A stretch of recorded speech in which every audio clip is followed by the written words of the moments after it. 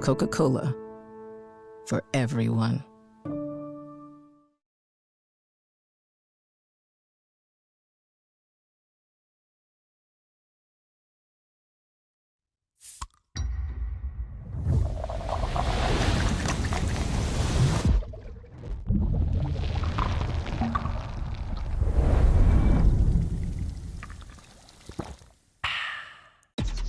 Real recognize real.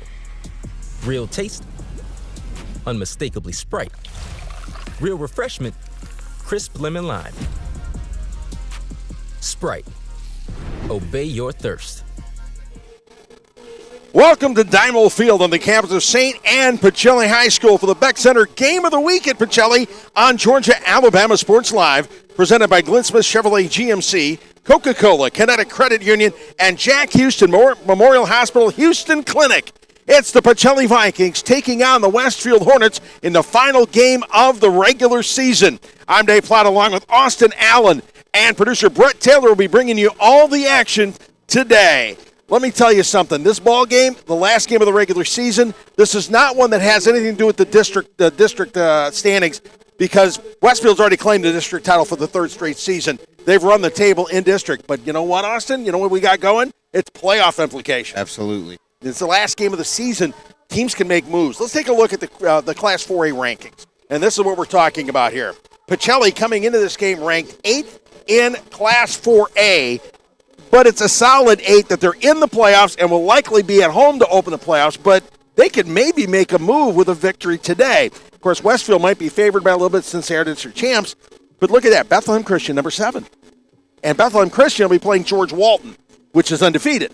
There's still things that could happen, Dave. There's stuff that can happen. There's moves to be made. There's moves to be made by Pacelli. And, of course, Calvary Christian is playing Stratford, the number 1 team in the state. And if things stay as they are, Pacelli would host Calvary next week in the first round of the playoffs. Well, that's if things stay like they are. And I know me and you seen Calvary here at Dymel Field a few weeks ago. I mean, if that offense gets going, it could be dangerous tonight. So it's kind of interesting. Let's take a look at the AAA rankings, too, because the Middle Georgia sports folks are joining us here. And for all of you Westfield fans, welcome to catch all the action here from Dymel Field. In AAA Westfield, they're pretty much locked in at number 3. The way things are going, they are not going to jump over Dealfield Windsor, who's undefeated, and there's no way Valwood's going to catch up with them. Westfield is at number 3, but what they want to do is they want to finish running the table in the district. No question about it. They want some playoff momentum going in as well. Absolutely, yes. You want to roll in there, scoring points, everything working as it should, and they're looking forward to start that tonight. But this is going to be a tight ball game. All right, we'll have a little bit more on this one. We will be coming back to Dymel Field. Let's take a break. You're watching Vikings football on Georgia-Alabama Sports Live. At Planet Fitness, there's strength in numbers. The number of different workouts to do. 1, 2, 3. Different clubs to do it in. Friends to do it with. Looking good, everybody. Here we are. And the number of ways to recover from it all. You got this, come on. And it all adds up to one membership. The Planet Fitness Black Card.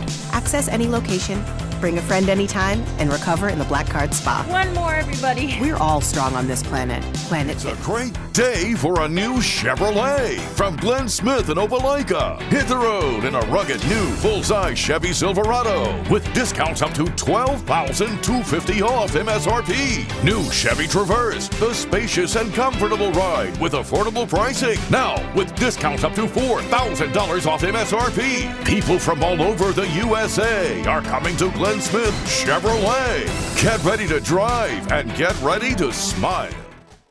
Welcome back to Dymel Field for this GIAA District 5 showdown between the Pacelli Vikings and the Westfield Hornets. This is going to be a good ball game tonight. Pacelli has been playing better ball as of late. Westfield's been playing good ball all the way through. So you're looking at a couple of teams that are going to match up pretty good here. Yeah, absolutely. And Pacelli's had some close ones over the year. You know, they had a good one here last week during homecoming, and they're kind of looking to carry that momentum into tonight. I mean, looking physical. Cam Farino and DJ Colvin, they're healthy and ready to go. Let's take a look. Get them rolling. Yeah, let's take a look at the Pacelli starting lineup. All right, on offense, of course, it'll be Dustin Sherman running the controls at the senior at quarterback with Cam Carino, the tank, who has overcome injury, the kind of injuries you think would sideline somebody for the year. Right. He just comes out and scores another touchdown. And DJ Colvin, who has been absolutely great. Last week, he picked up 138 yards and scored a touchdown in their victory over Turner County. And wide receivers, John Thompson and Big Michael Rowe. And then Jake Burkhalter getting a start once again at tight end. Yeah, then big left tackle, Liam Lurch.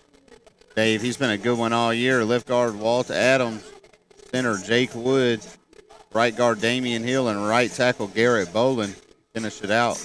Yeah, those guys have done a really fine job as of late controlling the trenches. On defense, guys with their knuckles in the dirt are going to be Keon Williams, Damian Hill, Mike Miller, and Cap Scream. By the way, this is Mike Miller's birthday here. He's hoping to get a big birthday present out of this one. Linebacking core has been solid. Uriah Mazik has just been lighting up lately. Zach Ellis is always dangerous. And Michael Rowe, who moved into the linebacking core when Skylar Sanchez got hurt earlier this year. He's done a great job. He's done a great job, made some big tackles. You got cornerback Cordell Thomas, cornerback Nolan Vaughn, strong safety DeMontez Howard, and free safety Tanner Pickering. Finish up the back end, Dave. Yeah, last ball game, Vaughn and Pickering both came up, or Vaughn and Keon Williams actually came up with picks. Pickering came up with a big interception against Calvary, so that defense has done a fine job. All right, let's take a look at Westfield and how they will line up. Running the show is Brock Johnson. The junior quarterback has been outstanding past couple of seasons. This year, he's thrown for 1,392 yards already, 13 touchdowns, with only 4 picks. He knows what he's doing back there. H-back Matt Molina with Jackson Hare as the tailback. Hare is he's just a hair under 700 yards. About a hair. Yeah, and again, he's tough. Winhoots, Sheldon Bennett, and Ben Hulbert will be getting the start at wide receiver, but they have a core of 6 guys that they'll cycle in and out. Yeah, then you got left tackle Sammy McGee, left guard Banks Reddick, center Law Leonard, right guard Smith Rigdon, right tackle Maddox Davey. That's a pretty good, solid offensive line.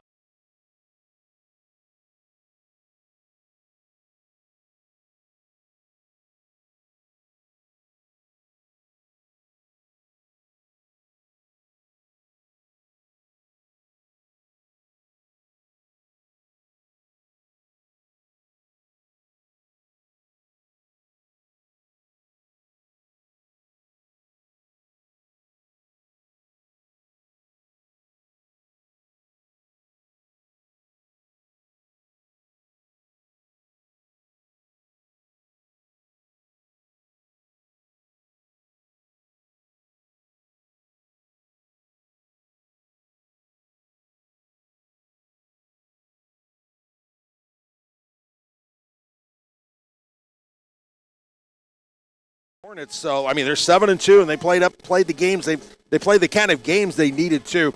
What do you look for Pacelli? I think the big thing is going to be running the ball and controlling the line and being disciplined, Dave. Don't give up false starts. Don't give up these kind of drive-killing penalties, especially when you want to run the ball so predominantly. You can't afford to give up any yardage and get behind the chains when you're trying to do that. Yeah, with the Colvin and Carino, they've got a good 1-2 punch. Carino coming in, 578 yards rushing, even though he lost a lot of time for nagging injuries. Even with the injuries, though, he's got that burst. Absolutely. And then, of course, Colvin, he's really taken over. When Cam's been beat up, Colvin has been their go-to guy. Yeah, he's got some good lateral quickness, Dave, and some good vision. Overall, 2 great backs they got. Yeah, and when they do throw the ball, Michael Rowe has got to be a guy they're looking for. Rowe hasn't got a lot of catches this season. No. But they're trying to figure him out. They're getting him. They're trying to put him on an island here lately. They're trying to scheme him open, so you see him looking for it. Yeah, you got to connect. You got a guy who's 6'5". You definitely want to be throwing it to him. That's for sure. As we get ready here, the referees are bringing out the team captains. This, of course, is senior night since it's the last night of the season. So all the Viking seniors are lining up for the kickoff. And they'll be going out there to make the call. There's a whole bunch of them. The seniors have done a fine job this season for them, no question. They've come up and they played big when they've had to. Absolutely. And the record shows it. It's obviously veteran. And we're getting ready here for the coin toss right now. Let's take a look real quick at the offense, at the our officials for the ball game. Lerone Harper is the referee. Is a head linesman with Bobby Adkin as the line judge. Got Elliott Reed as field judge, side judge. Alan Williams, back judge, Lock John Jackson, clock operator, Parsley. All right, they're getting ready to do the coin toss here. Lerone Harper will be doing the flip, as we mentioned. Of course, the big four out there for Pacelli to make the coin toss call. Walt Adams is in that bunch. Coin toss in the dark. Coin toss. The first time we've seen it this year. Yeah, it is. Spotlight here. Well, they do a great job with the light show here. Jake Wood is out there along with Caps Green and Red Howard. And the call, let's see what Westfield called. Let's see who won the coin flip. Lauren Harper looking around here. He says Westfield has won the toss. They have elected to defer to the second half, which means Pacelli will be getting the ball first here in this contest. And as you mentioned, the lights are down. The lights, it's like the spotlight at midfield. I like the look. It's cool. It's nice. It makes it feel like a big game, and it is a big game. It is indeed a big game. A lot of playoff implications for both teams in this one. Shaking hands, getting ready to get this thing going. Of course, for Westfield, what you got to do with Westfield is you got to keep Brock Johnson under control because he can run the ball as well. I mean, he's picked up 343 yards rushing, but Jackson Hare is always tough, and they've got a lot of wide receivers who are factors. Win Hoots, 9 catches for touchdowns, and of course, a little bit of throwing out of the backfield. Mostly go to those big 6 guys, Win Hoots, Carter Black, Evan Skinner, Sheldon Benton, John David Lane, Ben Hulbert. So we're getting ready to get things going here. The drum line right in front of us, getting cranked up. Vikings about ready to bust the banner to get this thing going. And here we go. Here come the Vikings. Smitty Grider's crew looking to get a little bit of momentum and stay perfect at home. Remember, they are 4-0 here at Diamond Field. Yeah, we've been here for each one of them, Dave, and they've each been a little bit different as far as game flow goes, but all the results have been Pacelli with a W, so it's going to be a good one tonight. So they're going to try to get it going on offense here, trying to set the tone. If you're Smitty Grider and Tim Gillespie, what kind of things are you going to be doing on offense coming out of the gate? Just running up the middle. I mean, I know it sounds so cliche and boring, but that is what it is. I mean, you got a big offensive line. You got Liam Learch. You know, you might go and try and run some counter off tackle. And then once you kind of gash them up with that, maybe get a first down or two, then you start working your short game out wide, kind of stretching these guys out side to side. And all that's going to do is open up your run game more and more as you go along. There you go. By the way, this is the 4th meeting between the two teams. Westfield leads the series 2-1. First time they played was back in 2022 when the Vikings first went into GIAA. The Vikings rolled in that one, winning here at Diamond Field 45-7. The last 2 times they've had to hit the road, played in Perry. 2 years ago, lost a tight one, 17-16. And then last year, wrapped up the season with a loss, 26-10. The one game, that really wasn't indicative of what kind of season the Vikings had. They were really beat up by that point. The entire offense had been shredded. This one I expect to be more like the game 2 years ago when it was close all the way down to the wire.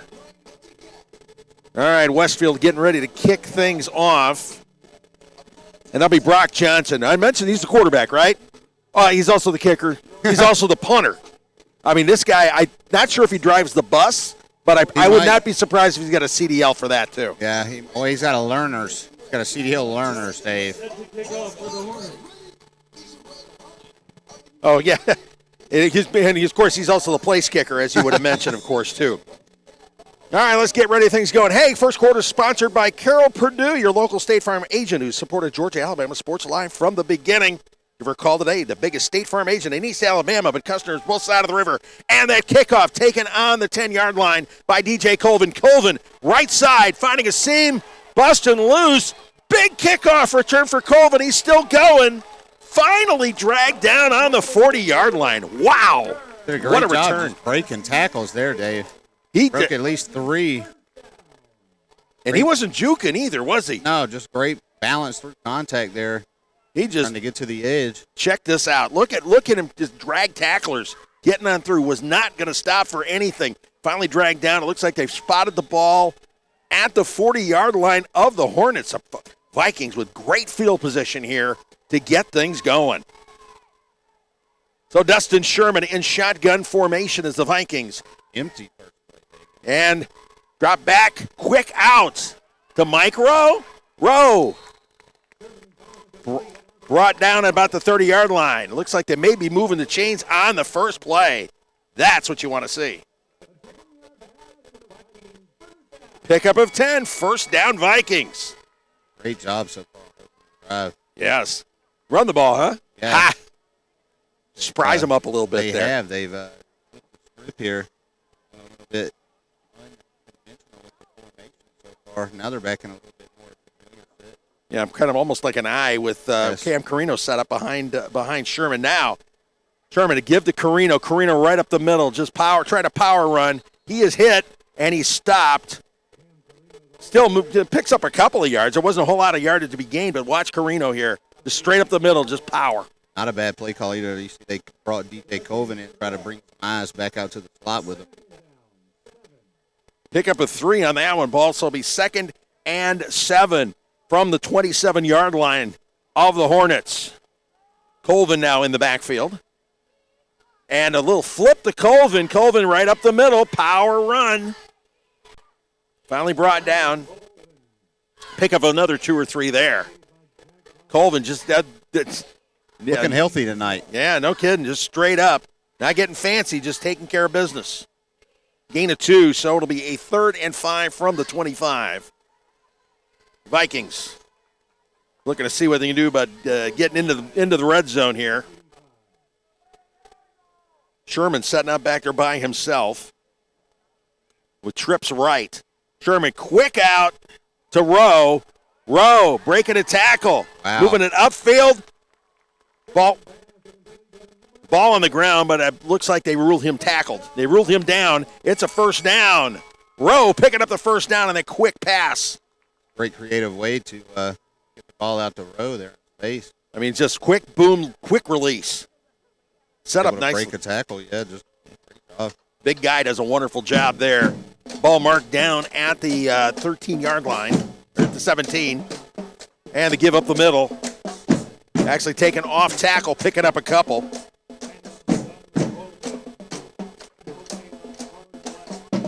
Colvin, the ball had been marked at the 13 and pick up the 10, so it'll be 2nd down and 7 from the 10-yard line.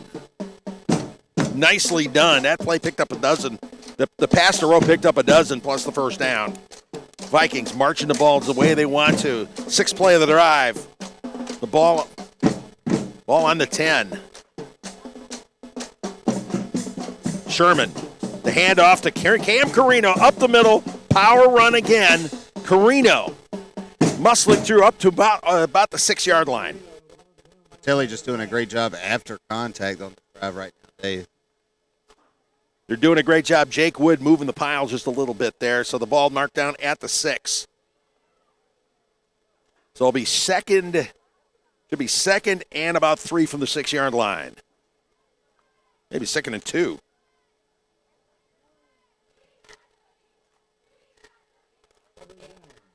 So here we go. On this 3rd down, Carino setting up behind Sherman to do a shift. Yeah. With Caps Green at the H-back spot on the right side. Carino going to the left side this time.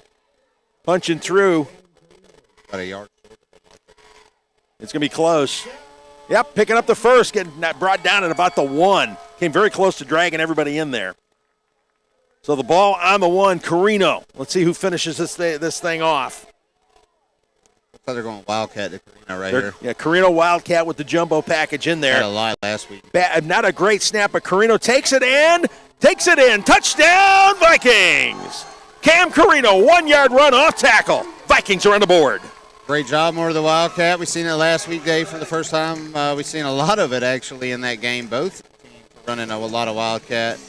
Cam Carino gets it this time. Yeah, the snap from Jake Wood was a little bit off, but Carino, of course, you just get the +1 blocker with quarterback run. So. Yep. And Jude Arsenault boots it through, but the whistle's on the play. We'll see what happened here. It looks like we've got offside on Westfield.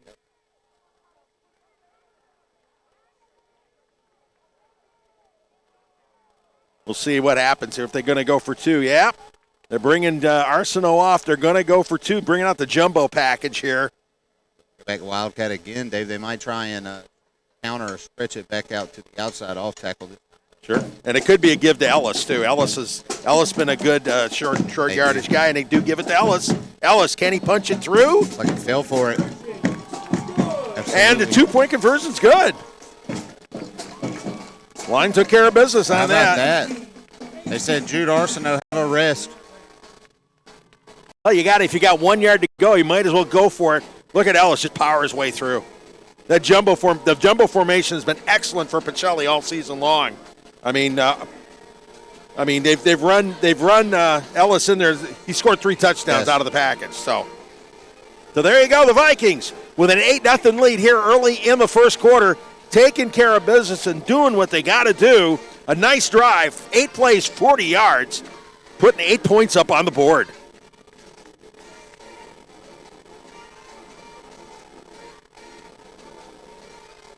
Nicely done. That's the kind of offense you wanted to see. Absolutely, Dave. And now get a chance to see if Westfield can respond here. What exactly their little opening spread might be.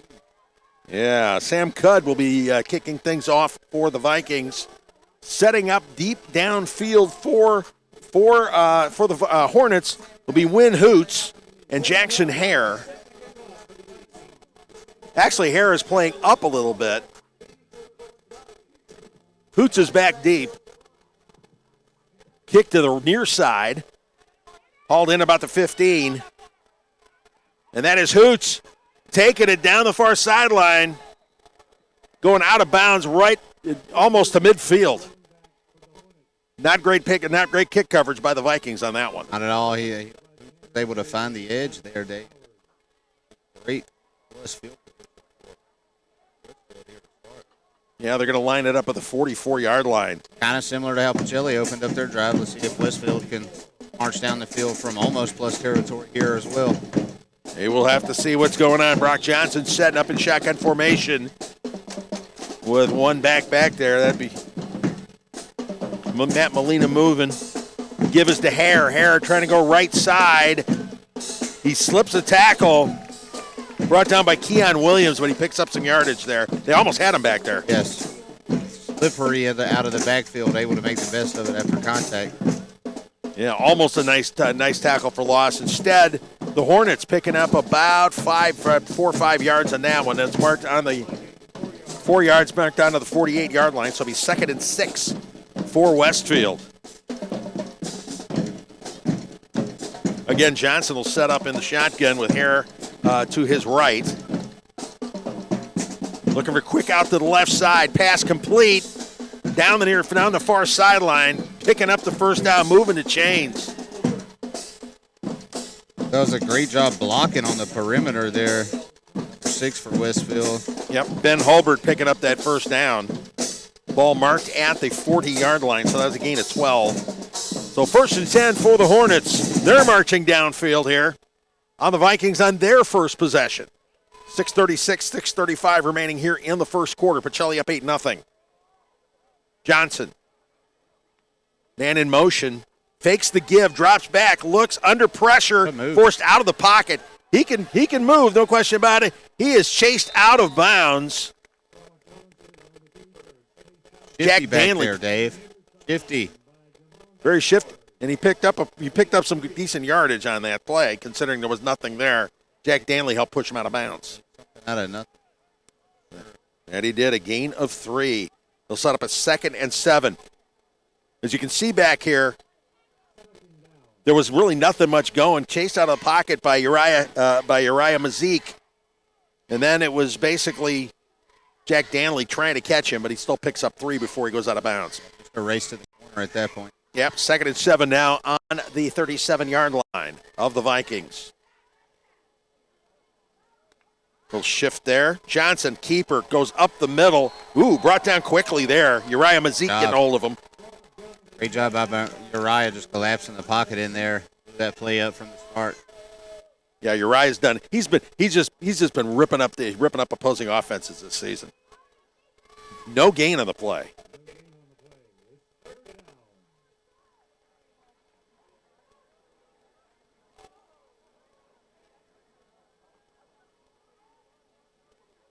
All right, so 3rd and 7 from the 37.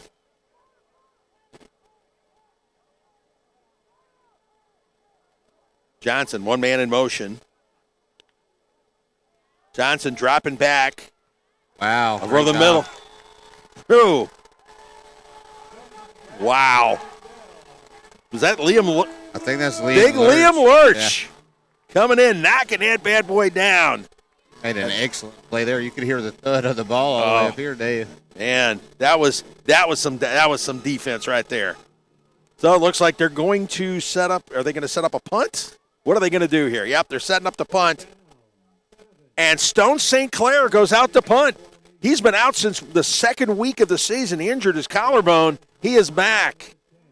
St. Clair averaging 43 yards per punt. Well, in his 2 punts, one of his 2 punts was inside the 20. He's going to try to do that once again. St. Clair getting the punt away. End over end, a really good kick. Fair catch called. Are they going to call it down at the 1 yard line? They're going to call it down at the 1 yard line. That was very good punt coverage, to say the least, by the Hornets.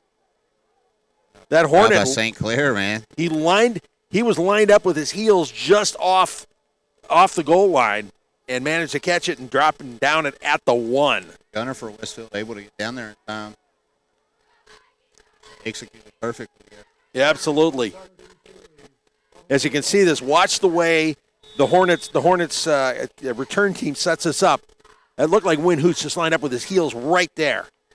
And he gets it and bats it back. So Pacelli is going to start off as deep as they can get in their own territory on their own 1 yard line. Pacelli might want to swing something out wide real quick here, see if they can just get out of danger. All right. Things getting set up. Sherman, 2 men in the backfield. Sherman, the give is to who else? Cam Carino. Carino. Got a couple. He got a couple. Print power. They got to get some room to work. It's like a gain of 2. They're going to set it up at the 3 yard line. Pick up a 2 by Carino. So it'll be 2nd and 8 on the 3. I'm sorry, that was Colvin. But you know something? Colvin is starting to look more like Carino in his running style. Have you noticed that? Yeah, it's got more north-south. Yeah. All right, 2nd and 8. Up. A gift. Dump. It looks like they jumped. Brooks Bentley got a little excited. So a 5 yard penalty on Westfield. Pacelli really needed that boost. That changes the game completely. There's a world of difference between being on the 3 and being on the 8. Yeah, it opens up the playbook. Yep. So it'll be 2nd and 3. 2nd and 3 now. They've got options. Carino lone setback with Sherman in the backfield. Balance to the left. Yep. Give to Carino. Carino up the middle. He gets stopped before the 10 yard line, so they're not going to move the chains on that one. He may have picked up a yard or 2 at most. I'm guessing they'll mark it at about, are they going to give it to him?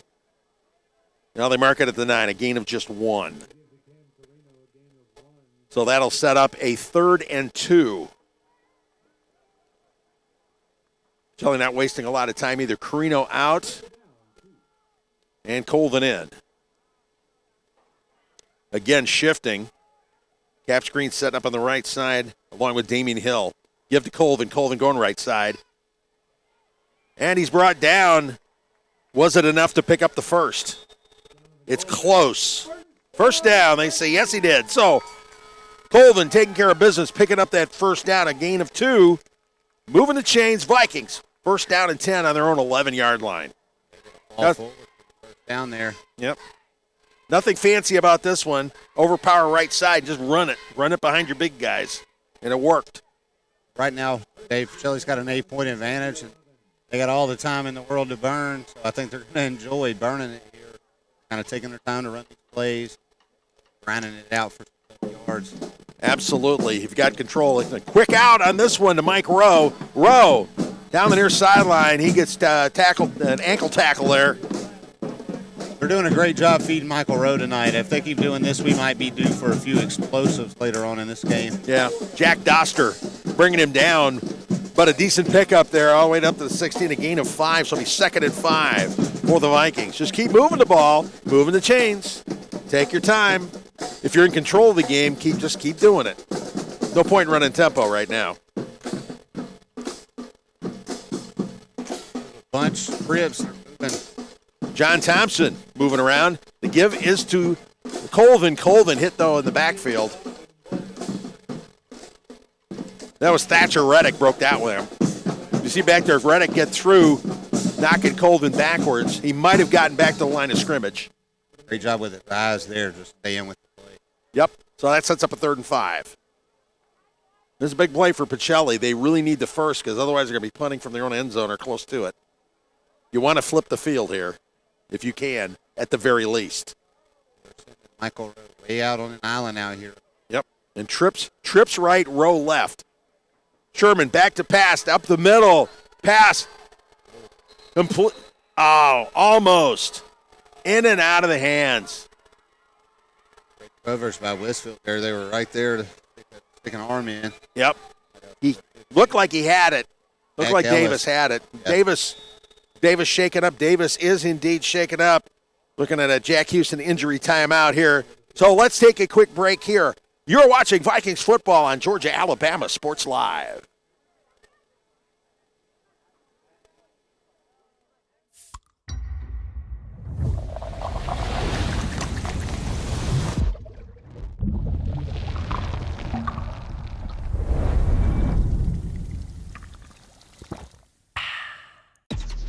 Real recognize real. Real taste, unmistakably Sprite. Real refreshment, crisp lemon lime. Sprite, obey your thirst.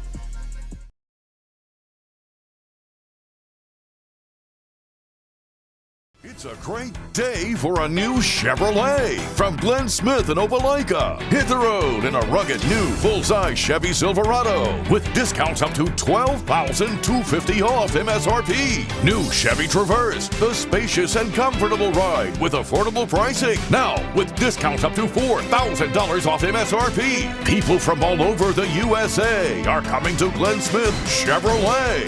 Get ready to drive and get ready to smile.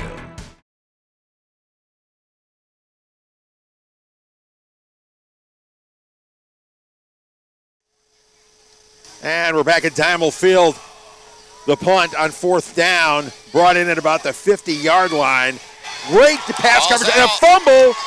Who comes up with this one? It's like Westfield fell on Westfield did fall on that one. It's number 12. Ended up falling on it, Dave. Yeah, it was. Yeah, John David Lane. John David Lane recovering it. Pacelli was forced to punt from back there, and it was not a bad punt down about the 50-yard line, and then great coverage. They pushed the return man back, and then the ball on the ground. The Vikings went for it, but John David Lane coming up for it for Westfield. So Westfield will start on their own 45-yard line here with 1:26 remaining in the first quarter. Nobody back deep for Pacelli. Now they rotate one out. Johnson, give to Hare. Hare going left side, trying to see if he can turn the corner. Runs one of his own men, but he picks up enough yardage to move the chains on the first play from scrimmage here. Around the right side. Good job tonight. Just racing to the corner, Dave. Yeah. Got some good speed. Good speed. A pickup of 12. So the ball is now on the Viking 43-yard line. First down. Hornets trying to get back there again. Johnson taking a play from Chad Campbell. Jackson Hare will set up in the backfield with him. A couple of formation shifts. Stone St. Clair out there now, too. Johnson, to give to Hare. Hare right side, met quickly. Uriah Mazik breaking that one up. He was waiting for that one. Yeah, he read it from jump, and there he goes shooting across. Yeah, they had that one from Jump Street, didn't they? He did a great job just being the outside man and at least trying to force it in, but he forced it in and made the play all in one motion. So great job by Mazik there. No gain on the play, so it'll be 2nd and 10 for the Hornets. Chile defense flying around. They're doing what they got to do here. And the numbers are dropping here. First quarter, looks like the first quarter is going to run out. That's the last play of the first quarter. All right, let's go to a break here. The Pacelli Vikings taking care of business here in the first quarter of this matchup with Westfield, leading at 8-0. You're watching Vikings football on Georgia, Alabama Sports Live. Imagine a life-changing injury. Imagine the fear and unknown. The Houston Clinic Sports Medicine Team, the only physicians in the area with advanced certification in orthopedic sports medicine, treats sports injuries with innovative techniques. The Houston Clinic has helped nearly 1 million athletes live without pain. Imagine getting back in the game. Imagine the best game of your life. The Houston Clinic Sports Medicine Team.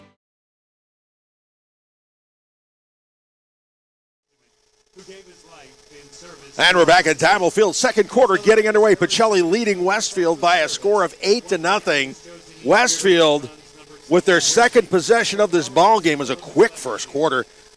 Westfield with a 2nd and 10 on the Viking 43-yard line. Brock Johnson at quarterback. Jackson Hare going in motion. Johnson back, looking downfield, being chased out of the pocket, and brought down, sacked by the Vikings. Great pressure by Pacelli there. Yeah, Jack Danley in on it, as well as Keon Williams. Look at that pressure. Great pressure there, taking it all the way back to midfield. Loss of 7 yards on the play. So that'll set up a 3rd and 17. Vikings defense coming up big. Let's see what they can do on this 3rd down play.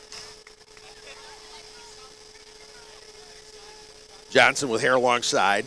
Man in motion is St. Clair. Johnson rolling to his left, looking downfield. The throw is complete. He finds Hulbert, but it's short of the first down. Brought down around the 40. They managed to get him loose downfield. Yeah, they did. I mean, they seem like they're schematically trying to do some things here and get the ball out. Pick up 11. Pacelli relentless. Yeah.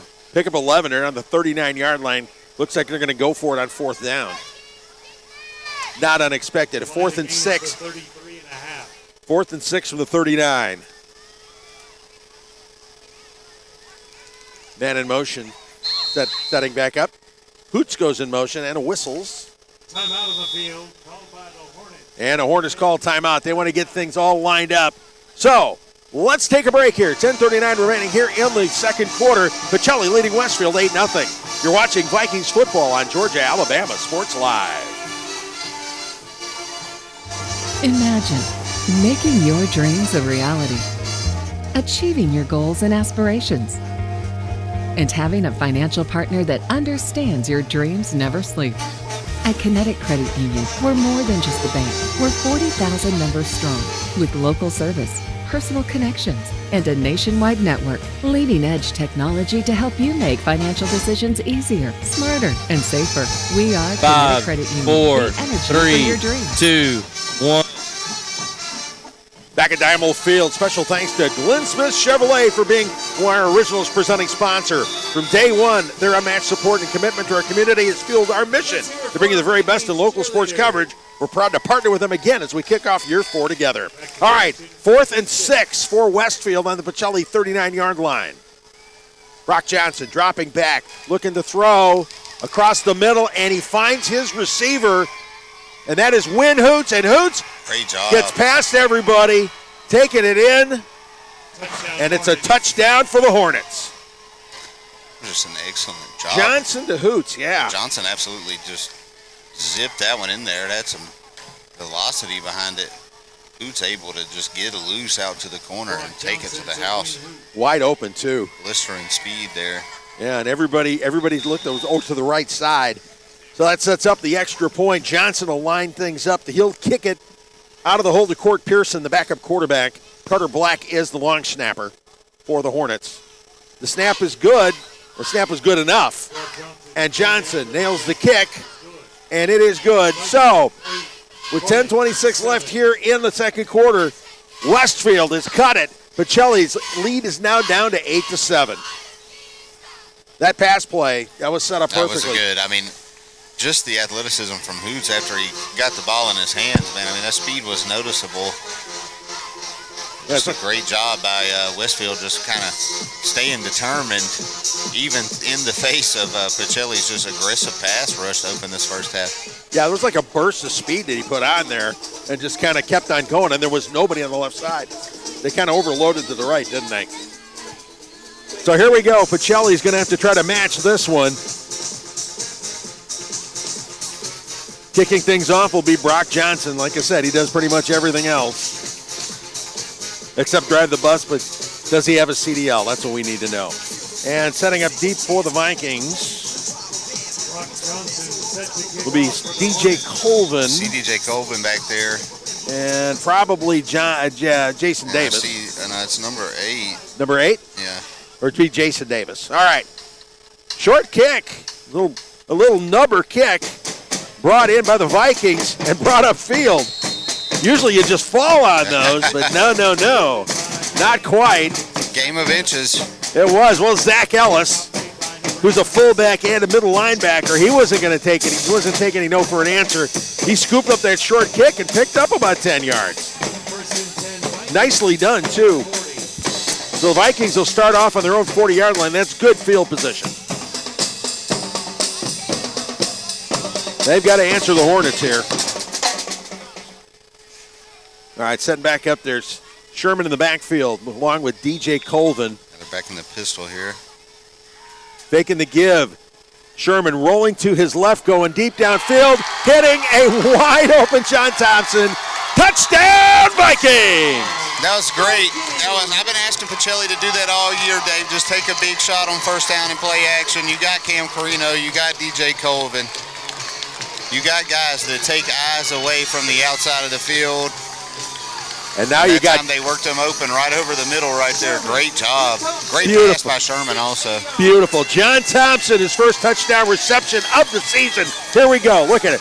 Nice play action, too. He rolls to his left, and look at Thompson. Got behind everybody. Goodbye. They weren't going to catch him.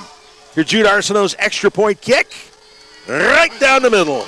And it is good. 10:07 remaining here in the second quarter. The Vikings answer, and they answer quickly. Dustin Sherman, John Thompson, a 60-yard touchdown pass, a one-play drive. Vikings back on the board. Got the Hornets back on their heels maybe a little bit here on that one. Now we got a good one going so far here early. Pacelli, high-octane offense. Doing it the way we said they probably wouldn't do it tonight, Dave. Opening it up there. Gotta like it, man. Let Dustin Sherman just rip it. I know. We've been getting, like you said, we were waiting for this. It was a perfect pass. Perfect pass. So here we go. The Vikings. Now the Hornets have got to answer. And they can do that kind of thing, too. You know they can. It might only take them one play, too, the way they can move. I know. Here we go. Sam Cudd kicking things off. Setting it to the right side, but a little bit short at the 20-yard line. It was taken by Hare. Wow, Hare ran through a man at the end of that run. Red Howard making a tackle, but Hare let him know he was there. Check this one out. Hare got a little bit of steam going and just basically ran Howard over. Howard did not give up, though. He hung on for dear life. He did what he was supposed to do. The stat sheet won't see that. It'll just see the tackle. Yep. So the Hornets will open up on their own 36-yard line here. Pace of these games picked up just a little bit, wouldn't you say? It has, yes. I mean, they've been doing a good job just kind of milking clock. I mean, they've keeping it running. Not many timeouts called. I believe only one. Yep. Johnson, the give to Hare. Hare right side. Trying to see what he can do about turning a corner. Vikings corral him. That's Uriah Mazik there on the tackle. Maybe a pickup of 3. Yeah, Pacelli doing a good job fighting it off at the edge there. They're not letting them fully take the edge. A great job for fighting for contain. And they did it, too. Pickup of just 2, so it'll be a 2nd and 8 from the 38-yard line. Shift in formation. Hare the lone setback. Fake. This is a play action up the middle. A pass is tipped. And is it picked off? It is indeed. How about that? Nolan Vaughn coming up with the pick. Yeah, great job on the tip right here. See it deflected. scooped it up off the turf for the pick. Who got his hand on it? That's the question. That's what we were trying to see. It was a dart through the middle of the line. Nicely done. I'd be surprised if it was Liam Lurch with another one, though. I know. Big double nickels. Let's see. There we go. It happened so fast. It was somebody in the middle. It was somebody in the middle. One of the middle linebackers got their hand on it. Probably Zach Ellis. I'll just say most likely it was Zach Ellis that got his paw on that one. It looked like Liam Lurch was occupied. They have to occupy him or he's going to rip them up. So the Vikings will start things off at their own 46-yard line. And they got a chance right here, Dave, to really pile it on in this first half. Nicely done. Johnson in motion, but the give is to Colvin. Colvin left side along the far boundary. Nice little pickup there. Just great, smart running by Colvin there. Moving the chains, baby. That's what you got to do. Pickup is 16 yards. The Vikings now on the Hornets' 38-yard line, 1st and 10. Moving it nicely. Carino now in the game. A quick out to Rowe. Oh, off the fingertips of Mike Rowe. Mike Rowe got thinking about running before he had it in his hands there. Yeah, it happens. It happens. A big guy. Again, this is first year playing football. He's a great athlete, a great basketball player. Well, they showed faith in him tonight, Dave. They went to him a few times. I don't think it's just going to be his last touch. He's going to get a chance to make some more plays here tonight. Absolutely not. He's one of those guys that can really turn up his jets, too. So we will see what happens. You're 2nd and 10 from the 38 for the Vikings. Up 15-8, trying to add to that lead after coming up with a big turnover on the pick by Nolan Vaughn. Sherman going up top, going deep. Oh! In and out of hands of Rowe. He's being covered by Win Hoots. Hoots did a good job of this coverage. He got beat, but Hoots didn't quit. He shoved him in the back as Rowe was trying to bring it in. That's just good defensive play by the cornerback. I mean, Hoots is a player, no doubt about that. They'll set up a 3rd and 10. Now you don't want him getting over the top of you if you're Hoots. Nope. Well, over the top, Rowe is 6'5", so there you go. All right, 3rd and 10. Carino in the backfield. Let's audible this one. Sherman looks at the sideline. Tim Gillespie sends in a new play. So here we go. Whistles. Somebody timeout. Pacelli trying to make sure they get things lined up. I think they're trying to see what they could do about pulling it off sides. Didn't happen. So here we go. Let's take a break here. 8:38 remaining here in the second quarter. Pacelli leading 15-7. You're watching Vikings football on Georgia, Alabama Sports Live. For the big, for the small, the short, and the tall. Peacemakers, risk takers. For the optimists, pessimists, exhibitionists. For long distance love. For the farsighted, nearsighted. For introverts and extroverts. For the thinkers and the doers, for old friends. Coca-Cola, for everyone. Oh, yeah. Georgia, Alabama Sports Live excited to announce our partnership with Coca-Cola. Proud to welcome Coca-Cola as a presenting sponsor, an essential part of our team as we grow into the future. Classic taste, timeless memories. We're officially a Coke company. And don't forget, we're going to have that Alex Quinn All-State Good Hands player of the game later on. A lot of football to be played yet, though. 3rd and 10 now, Vikings. Big down. Sherman dropping back, looking over the middle. Nope. Not happening.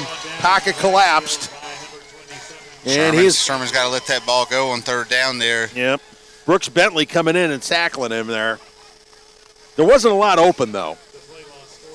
No, Definitely not, but if you feel it on you, you kind of got to let it go on 3rd down. I mean, I guess you're in punting position anyways, but you're kind of in that no man's land where Jude Arsenault can't quite hit from here.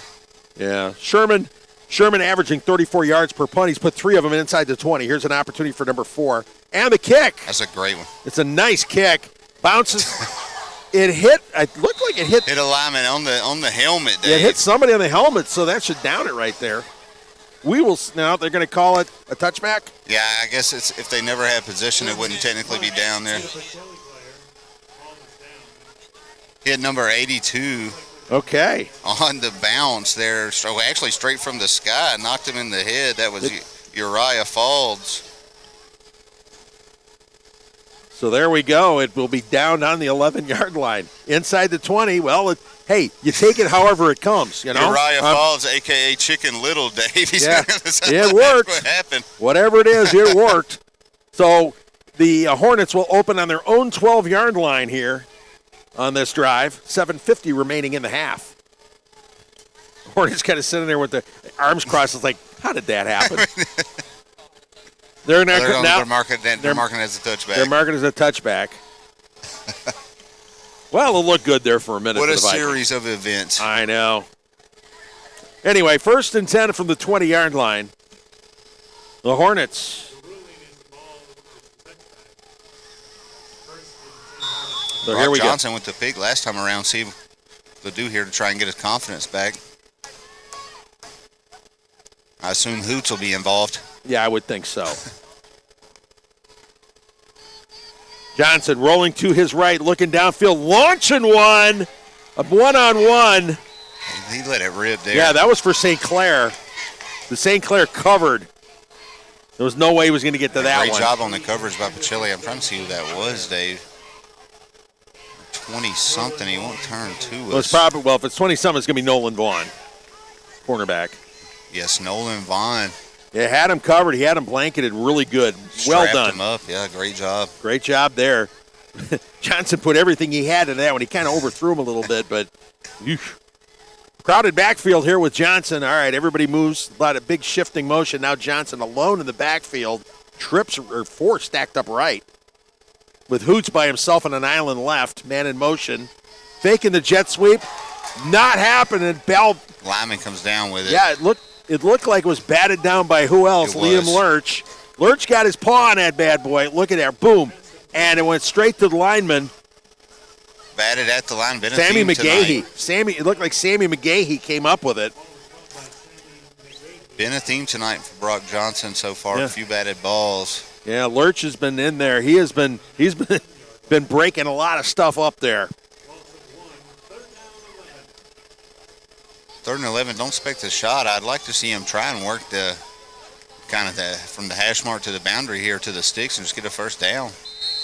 Yep. See if they can get Hoots on an out route. All right, and the Hornets are going, we better think this one over.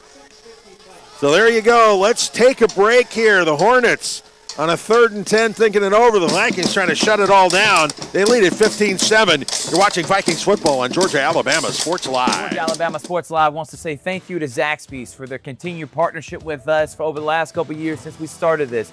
Your partnership has meant the world for us to give you premier coverage for all the local sporting events around the Chattahoochee Valley area. And specifically, I want to thank Judson Humphreys, my good friend, and the Phoenix City location, being with us from the very beginning, man. Absolutely. Well, we just appreciate what y'all do in the community for these student athletes, and we just want to be a part of it. Whether it's tailgating, parties, or you just want a quick bite to eat, come to the Phoenix City Zaxby's location and tell them Georgia Alabama Sports Live and Thrift sent you. Thank you again to Judson Humphreys and Zaxby's for our continued partnership on Georgia Alabama Sports Live.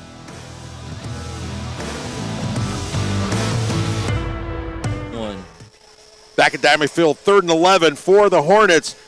Brock Johnson rolling to his right, throwing upfield. He finds St. Clair.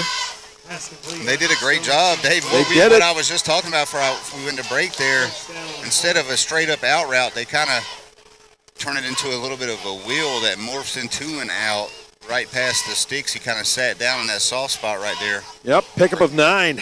Great job converting. For sure. I'm sorry, a pickup of 14. Ball now on the 33-yard line. They're back empty again. And now Hare rolls back into the backfield. Fakes to give. Throw upfield, up the middle. That's Sheldon Benton with the catch. They move the chains again. I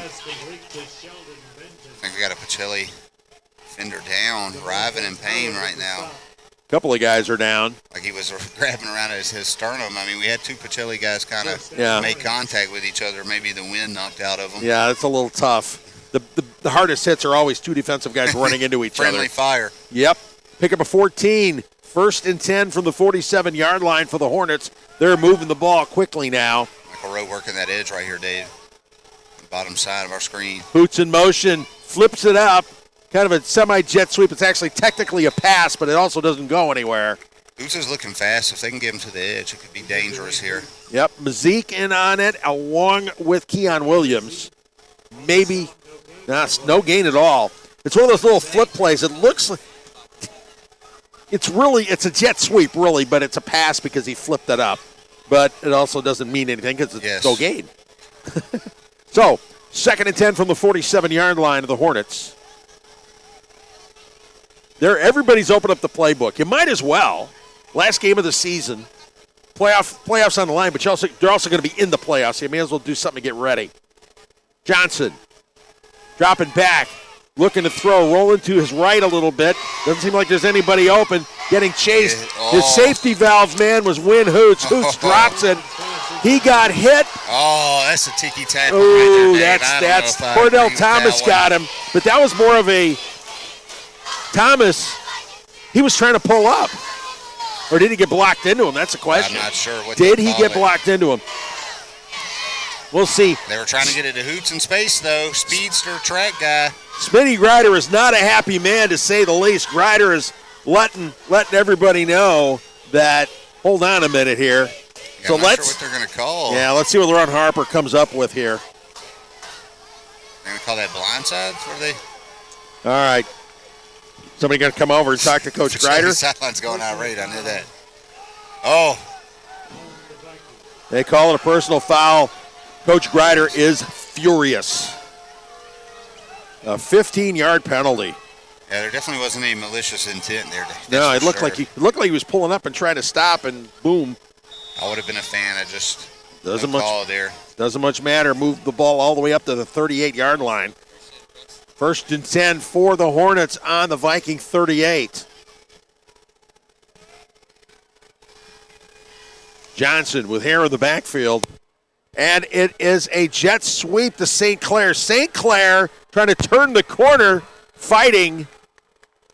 He got past Red Howard. It was Uriah Mazik who finally shoved him out of bounds. But a big gain on the play. Getting it inside into the red zone. We'll have to see where they actually mark the play.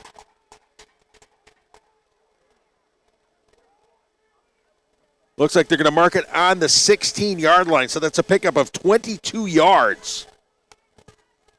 It'll be first and 10 from the 16. Hornets in the red zone here. Pacelli leading 15-7 with 4:25 remaining here in the half. Johnson, man in motion. Johnson keeping it. A fake pitch there. Brought down in the backfield, and they're going to call. What are they going to call on that one? We're going to get a horse collar here on Pacelli is what we're going to get. It looked like Zach, or looked like was it a face mask? Looked like he got the back of his helmet. To be honest back with of his you. helmet. I'm not sure what they'll call it. If they'll call it a face mask or hands to the face. Jack Danley got something in there. Now watch. You see, he got the back of his helmet. It was the back of the helmet, not the face mask. They're calling a face mask. And, yeah, Coach Grider, again, not a happy camper on that. I've seen him call that for getting right up under the ear pad and other parts of the helmet before. I'm not sure where in the referees kind of rule of the law the face mask stops and the helmet begins. Yep. The ball on the 9-yard line. The pitch to Hare. Hare right side. Is he going to have any running room? Lots of red hats on there. He picks up a couple of yards, though. He's down to about the 5. 5, maybe the 4. We'll see if they're going to mark it at the 4. Pick up a 5. Fresh set of downs, also. Yep. So it'll be first and goal from the 4-yard line for the Hornets. See if they bring Hoots in motion here across the formation. Maybe try to get them to the edge. They've been doing that a lot, but they set up trips right. And jet sweep. It's not Hoots, but they did get them in motion. That was St. Clair. Yes. St. Clair dragged down. Maybe got back to the line of scrimmage. Maybe picked up one. Mazik taking care of business. Looks like he got him for no gain. They'll set up a 2nd and goal from the 4. 2nd and goal from the 4 now. Vikings defense trying to come up with a big stand here, trying to keep them out of pay dirt. Goal line stand would be huge for Pacelli's defense and their confidence. It would be huge. 3 minutes now to go in the half. Johnson. Empty down here, goal to go. Okay, now they're bringing in an H-back. Yep, a couple of H-backs. Unbalancing to the left. And Johnson, keeper, shifting back to his right. Won a whole lot there. Mazik getting in the backfield. Getting a little bit of help there from Keon Williams and Jack Danley. He shifted back. There was no place to go. Mazik got his hands on him. There goes Williams. There goes Danley. Lots of red hats. Actually, might have been Zach Ellis. Tried to do a little Stetson Bennett there. Yep. The male was running a little late. Yep. Didn't quite work out the way he wanted to. A loss of 9 on the play all the way back to the 13-yard line. Oh, I think we got Liam Lurch down. Yeah, somebody is down. So what we have here is a Jack Houston injury timeout. So let's take a break here. Under about 2 minutes to go here in the first half. Pacelli leading 15-7. You're watching Vikings football on Georgia Alabama Sports Live. At Jack Houston Memorial Hospital, our focus is you. Even though we performed more than 1,300 joint replacements last year, we treat you like you are our only patient. Your surgeon explains your joint replacement, so nothing is a surprise. Our team knows your treatment plan, and we work together to get you back on your feet again. That's why our hospital is recognized year after year as a leader in patient satisfaction and quality of care. Jack Houston Memorial Hospital. Excellence, always. Here they come! More big transport trucks full of new GMC trucks and SUVs to Glenn Smith and Opelika. Choose from a huge selection of the best-selling full-size GMC Sierras, discounted up to $12,750 off. New GMC Terrains with a fresh design, a spacious interior, and safety features, discounted up to $4,000 off MSRP. Plus, enjoy no payments until November at Glenn Smith GMC in Opelika. Get ready to drive and get ready to smile. Yeah, the injured Pacelli Viking was Liam Lurch, but Lurch is coming off the field under his own power. We'll see if Double Nichols gets back in the ball game. So where the setup now is 3rd and 13, or that's 3rd and goal from the 13-yard line here for Westfield. Vikings defense trying to come up with a goal line stand here. Brock Johnson taking the snap, dropping back, looking across the middle, incomplete. He threw behind his receiver. So it'll be 4th and 13, so you got to assume they're going to kick the field goal. Yeah, and I had a feeling they were going to go to hoots there, but I kind of thought they were going to work them back. Well, they had the guy pylon there instead of across the middle. Yeah, they had a crossing pattern going, and then he threw a little bit behind him. So they're going to have to settle for the field goal attempt. So if it's on the 13, you're going to be looking at a 30-yarder most likely. Johnson on the season, 3 for 5 on field goals as long as it's 35. They're setting up on the 30, on the 29 or 30. Here's the snap, the hold, the kick. It is good. So it was a 29-yard field goal from Brock Johnson. So Westfield answers with 1:41 remaining in the half. The field goal cutting the Viking leads to 15-10. Been a good one so far. Great job, Pacelli, though, able to hold them to a field goal there. Yes, indeed. The Vikings took care of business. Got a little bit of help there, but some great. They got great penetration from the defense on the plays they had to have it. Uriah Mazik has come up big. Liam Lurch came up big a couple of times, batting down passes earlier in the game, and Keon Williams, Zach Ellis. The defense, they came up when they had to. They most definitely did, Dave, and they're working on Liam Lurch right now on the sideline. I see rolling him out. I think he caught a few cramps down there. Hopefully we'll be able to see him in the game as we move forward. Yeah, because he plays both ways. Big part of that line on both sides of the ball, really, for Pacelli. No question about it. So the Hornets will kick things off. Brock Johnson again kicking off. Vikings. Let's see how far he goes with this one. Last time was a chip shot. Another little bouncer. Takes a hop or two. Finally collared at about the 20-yard line. That's DJ Colvin, who run an east and west and kind of went backwards on that. He lost about 4 yards. Looks like he's down at about the 16-yard line.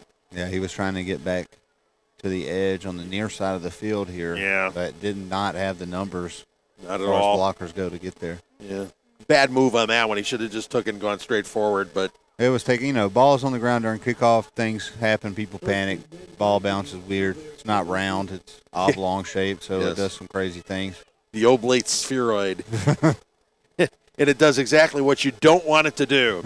So the Vikings getting things started here on their own 16-yard Kind of line. like my golf shot, Dave. Yeah, yeah. Exactly what I don't want it to do. Yeah, that's yeah. Well, that's a handoff to Colvin. Colvin, then he pushed out of bounds at about the 22-yard line, maybe. Pick up maybe half a dozen. Yeah, pick up. He's pushed out at the 21, it looks like. So pick up a 5. Yeah, but a 2nd and 5 right there.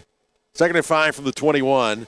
Clock at 1:18. Since he got shoved out of bounds, clock stops. Pacelli would kind of like to see the clock run at this point. I've seen Michael Rowe break open. Now, I know it's hard to believe he can get open on Hoots with that incredible speed, but they got him one-on-one here if Sherman wanted to take a shot.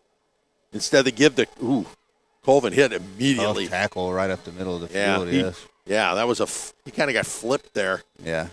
I mean, like he got hit right in his thigh. Boom. Yes. Yeah, that was violent. Yeah, that was their that was Jack Doster, the nickelback, the guy who does a lot of the charging. He flew in there. Yeah, he flew in there big and shut things down. So basically, what the Vikings want to do now is just not mess it up. Yeah, just not mess it up. But you've been aggressive so far in the game, comparatively to your other game plans this season that I've been able to see anyway. As far as throwing the ball, their willingness to take a shot, and their willingness to get the ball out to Michael Rowe, I don't see why they would stray away from that here. It's got them right here at 15-10. I think another shot is in the cards for them right here. Think about this. I didn't realize it. They picked up 3 yards in that play. It looked like they didn't get anything. They picked up 3 yards. It's a third I and told 2. you, DJ's good to fall for 3. Yeah, it's a 3rd and 2. So, you know what? You've got, you're deep in your own territory, 109 left in the first half. The biggest thing is not to give anything away. But 3rd and 2, you can actually get something accomplished here. 3rd and 2, anything spot. Oh, and you got Cam Carino in they there. They get so numbers over here to Michael Rowe's side. Watch out. Yep. Give to Carino. Carino hit immediately. He's not going anywhere. There, Westfield got to be careful. Yeah. Tackling from behind. Yeah, Sammy McGay, he was the first guy to make contact. And it looks like. Yep, no gain on the play. It looks like Dave Pacelli was content with what you were saying there, just kind of being careful here. Yep. They got it marked as a 3rd down. I'm pretty sure it's 4th down. Yeah. They haven't not rolled the down marker over yet. Yeah. All right, folks, high school football, it happened. Yeah, it'll be 4th and 2, so they're going to punt, I would assume. Yeah, they got a punt. I mean, you don't want to play too reckless here. You could have went for the 1st down if you thought you had a chance to get it. They obviously conceded and are setting up the punt here. Yeah. Taking a timeout, Pacelli is. Okay, the Vikings taking a timeout. So let's take a break as well. You're watching Vikings football on Georgia, Alabama Sports Live. Real recognize real. Real taste, unmistakably Sprite. Real refreshment, crisp lemon lime. Sprite. Here's 10 Central Time. You can get there, get it on GIAA.TV. Tune it in. Get all your information. All right. Here we go. 1 minute to go. Vikings 4th and 2. So assuming they're going to punt, Dustin Sherman will punt, most likely, because you're not going to take a chance at this point. They'll have a 5-point lead.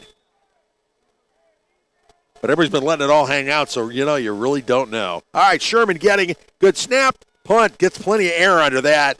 And a fair catch called by Win Hoots at the 45-yard line. A very, very nice punt. No timeouts for Westfield, but Pacelli's got to be extra careful here this part of the field. Here at the 45. I mean, Westfield could flip this thing in just a play here. The speed of Hoots. Yeah, I mean, they're only 55 yards away from something. They can pick up a couple of. They got a kicker. They've got a kicker. Yes. They've got a kicker. So you have to be very, very careful here. They got Hoots one-on-one here. Watch for. Yep. Brock Johnson to maybe take a shot on him. All right, Johnson. Man in motion. Quick out to the left side to St. Clair. St. Clair, fairly large gain, brought down by Tanner Pickering. They set up the screen over here on the boundary side. Yeah. Pickup of maybe 12. Good enough. They moved the chains. They moved the chains, a pickup of 14. So down to the 41-yard line. First down on one play. 37-36, no timeouts left, so they don't have a lot of room to maneuver. You got to figure they're going to throw at the boundaries. Johnson. St. Clair in motion. Johnson rolling to his right, looking downfield, being chased. Throw. He finds St. Clair, but St. Clair blown up by Uriah. Uriah's been all over the field. Yeah, Mazik he's been good tonight. Boom. Shut that thing down quick. So the ball on the 40. And did Liam Lurch just try to dive under the center like Jalen Carter did and catch the he did, but the snap? Not happening. But on the other hand, the clock has run out, and we are going to the half. What a good first half it was here. The Pacelli Vikings leading Westfield by a score of 15-0. Stick around for the half. Oh, is there a penalty? Saying we got a little bit more time let's here. not get ahead of He ourselves was able here. to get the spike off is what they were saying. So the clock's going to get moved back. He was trying to spike the ball, kill the clock. 2 seconds back on the clock, Dave. All right. Here we go. 2 seconds. So let's see what they do in the 2 seconds. Not so fast, huh? All right, Johnson. Up top, what do you think? Johnson dropping back. Launching it downfield for Hoots. And it is intercepted by Nolan Vaughn. Big play by Vaughn. And that will shut things down in the first half. The Pacelli Vikings taking care of business here in this first half. Nolan Vaughn doing it the way he's supposed to do on basically a Hail Mary style pass. Coming up big, denying Win Hoots and denying the Hornets. So we will go to halftime. Stick around for the seniors being honored here at halftime here at Dymel Field. Pacelli leading it 15-10. You're watching Vikings football on Georgia Alabama Sports Live. For the big, for the small, the short, and the tall. Peacemakers, risk takers. For the optimists, pessimists, exhibitionists. For long distance love. For the farsighted, nearsighted. For introverts and extroverts. For the thinkers and the doers. For old friends. Coca-Cola. For everyone.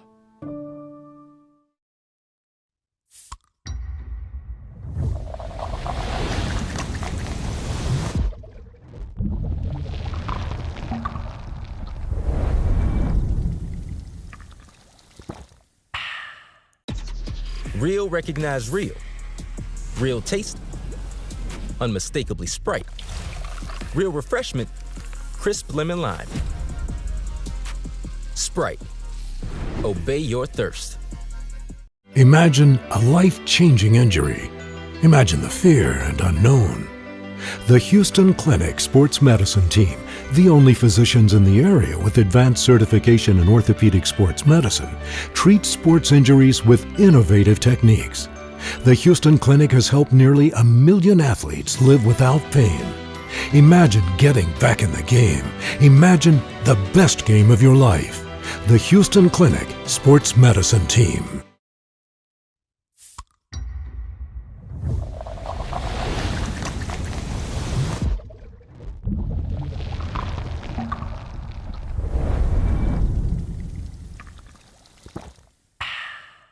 It's a great day for a new Chevrolet from Glenn Smith in Opelika. Hit the road in a rugged new full-size Chevy Silverado with discounts up to $12,250 off MSRP. New Chevy Traverse, the spacious and comfortable ride with affordable pricing. Now with discounts up to $4,000 off MSRP. People from all over the USA are coming to Glenn Smith Chevrolet. Get ready to drive and get ready to smile. Real recognize real. Real taste, unmistakably Sprite. Real refreshment, crisp lemon lime. Sprite, obey your thirst. Imagine making your dreams a reality, achieving your goals and aspirations, and having a financial partner that understands your dreams never sleep. At Kinetic Credit Union, we're more than just a bank. We're 40,000 members strong with local service, personal connections, and a nationwide network. Leading-edge technology to help you make financial decisions easier, smarter, and safer. We are Kinetic Credit Union, the energy for your dreams. Even though I'm away at college, Kinetic Credit Union is still the best way for me to stay connected here and at home. With the Kinetic mobile app, I have control of my accounts wherever I go. I can easily transfer money between internal and external accounts, get money faster by setting up recurring transfers, and I can find the nearest ATM or branch right from my phone. Plus, I can add my Kinetic cards to my phone's digital wallet and enjoy quick, secure, contactless payments. By the way, Mom, I need some more money. Kinetic Credit Union, the energy for your dreams. Whether you're building your business or finding your dream home, G2 Real Estate is with you every step of the way. Commercial or residential, our mission is the same, turning your vision into...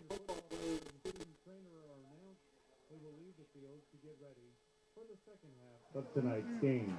Our first senior in the spotlight, Issa Morales. Her dad, David Morales, and his sister, Elizabeth, boyfriend, J.D. and Pacelli athletic trainer, Mackenzie Greer, are joining her on the field tonight. Issa has served as a head student athletic trainer in the Pacelli Sports Medicine program and also works as a student intern with the Columbus River Dragons. Issa is a proud servant as a head student athletic trainer this year, and in her free time she enjoys reading, listening to music, and spending time with friends. After graduation, Issa plans to pursue a bachelor's degree in kinesiology and exercise science, along with a master's degree in athletic training and physical therapy, as well as a certification in sports psychology. She leaves us with these words: cherish the time you have with your peers and athletes. They'll be some of the best friends you'll find. Issa Morales. Our next senior is Walt Adams. Walt is escorted this evening by his parents, Michael and Meredith. He's been a member of the Vikings football team where he plays on the offensive line. Outside of football, Walt enjoys hunting. After graduation, he plans to attend college. His favorite memory is winning back-to-back region championships, and he's especially proud of being named to the all-region team. Walt leaves us with these words: work hard. Walt Adams. Next up, Jude Arsenault. On the field with Jude tonight, his parents Eric and Jennifer, along with his siblings Bridger and Francesca. He's a kicker for our Vikings football team, and outside of football, Jude enjoys playing soccer, fishing, and going to the gym, spending time with friends. He says he's exploring his future plans after graduation, and his favorite memory is scoring a goal in a playoff soccer game. He's especially proud of winning back-to-back state championships in soccer. Jude has words of advice: work hard and never give up. Jude Arsenault. Our next senior, Garrett Bolin. Joining Garrett on the field are his parents, Bubba and Amber Rosamond, and his brother, Gage Tedder. He plays right tackle for our Vikings football team. Outside of football, Garrett enjoys hunting and fishing, and after graduation plans to become a lineman for Georgia Power. His favorite memory is the 23-24 Pacelli Brookstone game, when the Vikings won in overtime and kept the jug. Garrett most proud of becoming a Viking and forming lifelong friendships with his teammates. Garrett Bolin.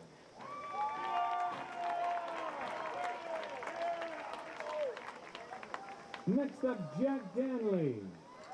Jack's parents are Mike Danley and Megan Danley and Jana Danley, and they're on the field with him tonight. He's been a member of the Vikings football team and also served as a student athletic trainer. On the field, Jack plays linebacker. Outside of football, he enjoys playing soccer and pickleball. After graduation, Jack plans to attend college and work hard to do well in his studies. Favorite memory, winning the state championship in football. He's proud to have earned the title of Coach's Defensive Player of the Year. Jack leaves us with these words. Don't be afraid of your moment and give it your all. Jack Danley.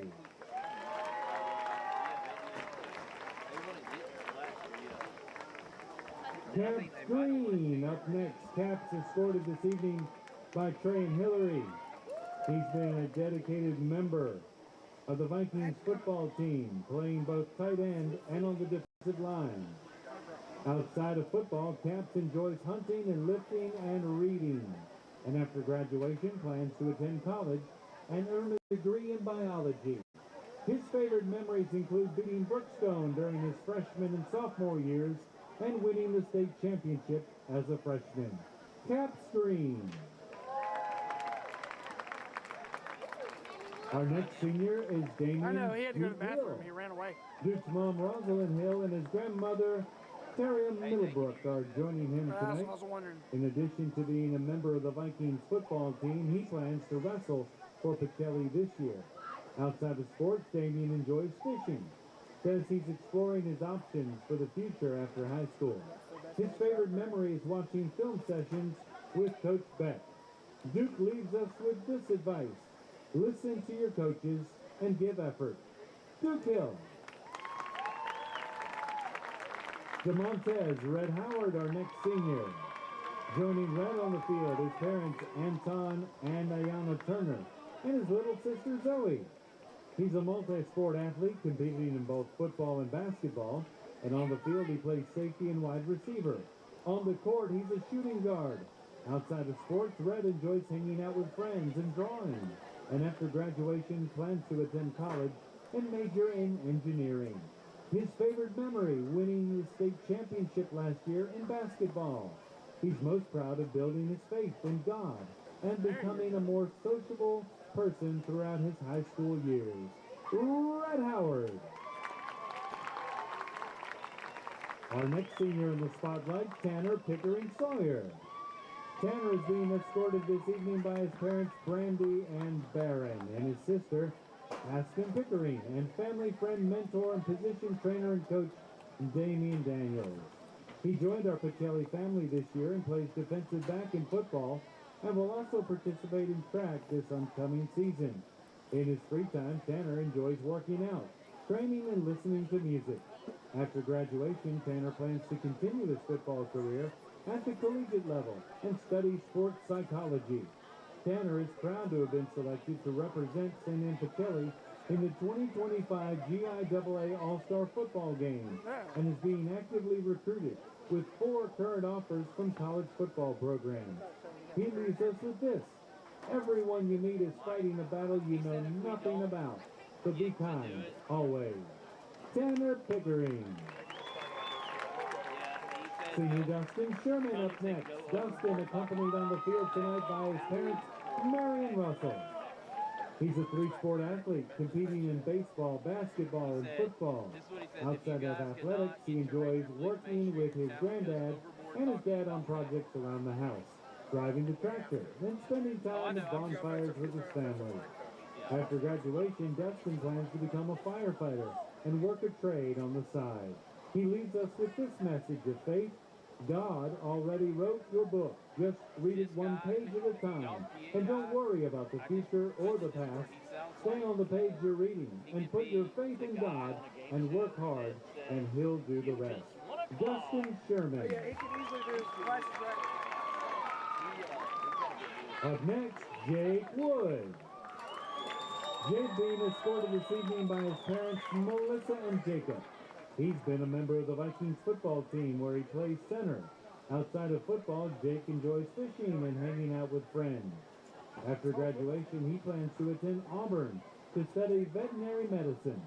His favorite memory, celebrating in the locker room with his teammates after a big win. He's especially proud of winning the state football championship in 2022. Jake has words of advice. Focus on what you can control and always give your best effort. Jake Wood.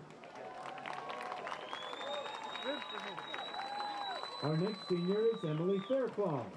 Emily's parents, Judd and Ariane, are with her, and her brother, Sam. She's been a member of the cross-country team and a student athletic trainer. And outside of athletics, Emily enjoys hanging out with friends, going shopping and baking, spending time hunting with her dad. After graduation, she plans to attend college and pursue a career as a nurse anesthetist. Her favorite student-athlete memory is working as a student athletic trainer, creating bonds with teammates, experiencing the energy of game day, and being surrounded by people she loves. One of her proudest accomplishments is being part of the state championship cross-country team her freshman year.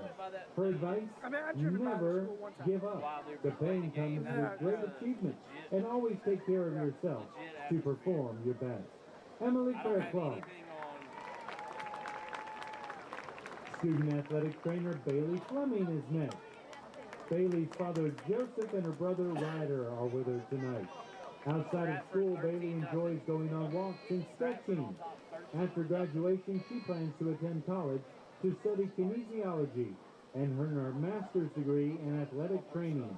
Her favorite memory is spending time with other student trainers before games and enjoying the excitement of game day. Bailey is especially proud of gaining the trust of athletes and building strong relationships with them. She leaves us with this advice: stay focused, stay calm, have fun. Bailey Fleming. Our next senior is head student athletic trainer Lorelei Hale. Joining Lorelei tonight are her mom Maria Hayes and stepdad Jeff. Her dad Ben Hale, stepmom Denise Hale, and her siblings Milo, Silas, and Emilia. Lorelei has served as a student athletic trainer for 3 years and has also played soccer for 3 years. Outside of school, she enjoys reading, hanging out with friends and family, and shopping. And after graduation, she plans to attend Kennesaw State, where she hopes to pursue a career in sports medicine, psychology, or veterinary medicine. Lorelei leaves us with these words of wisdom: work hard, be kind, stay humble, and follow the passion that God gave you. Lorelei Hale. Next up, senior Jaden Overton. Jaden's mom, Tanya Herring, joins him on the field. He's been a dedicated student athletic trainer and a member of the Vikings track and field team. Outside of school, Jaden enjoys working out, listening to music, and photography. After graduation, he plans to attend college and major in kinesiology or exercise science. Jaden leaves us with these words: be consistent. Jaden Overton. Our next senior is Serena Thornton. Serena is escorted this evening by her parents, Valerie and John, and her brother, JJ. She's been involved in mock trial, student athletic training, volunteering, and enjoys spending time with friends and family. After graduation, Serena plans to attend college to study biomedical sciences and cybersecurity with the hopes of becoming an occupational therapist. Her favorite memory is when the Vikings reclaimed the job during her freshman year. Serena is especially proud of being named an AP Scholar in both 2024 and 2025 and receiving College Board national recognition. She leaves us with these words: life is what you make of it, and if you aren't having fun, then you aren't trying. Let's give a big round of applause to Serena Thornton and all of our Vikings football and sports medicine seniors. As we continue senior night, it's time to recognize cross-country runner Cannon Arsenault. Cannon escorted this evening by his parents Eric and Jennifer, along with his siblings Bridger and Francesca. Outside of running, Cannon enjoys playing soccer, mountain biking, running, and working out. After graduation, he plans to attend college. He's got a favorite memory, and it's helping the Vikings cross-country team qualify for the state meet. And he's especially proud of placing 7th at regionals. Cannon Arsenault. Up next, Vikings cross-country runner Kai Christie. Kai's parents, Julie and Scott, are on the field with him tonight. In addition to being one of our school's top runners, Kai plays right wing for our Vikings soccer team. Outside of sports, Kai enjoys playing guitar and bass and making and listening to music, as well as film and photography. After graduation, Kai plans to attend college and is still exploring what's next. Kai is most proud of his ability to keep pushing through every race, even when his mind is filled with conflicting and overwhelming thoughts. Kai Christie. Our next senior is Kendall Daniels. Joining Kendall are her parents, David and Daphne. She's been a member of the Vikings cheer and golf team. And outside of school, Kendall enjoys reading, shopping, and spending time with friends. After graduation, she plans to attend college and major in biology on a pre-dental track. Her favorite memory is the team dinner the night before the game day cheer competition in Statesboro. She's especially proud of passing her AP Psychology exam. Kendall leaves us with these words of faith and encouragement. Give all your worries and doubts to God. Kendall Daniels. Up next, cross-country runner Sebastian Lynch. Sebastian is escorted this evening by his parents, Brian and Beverly.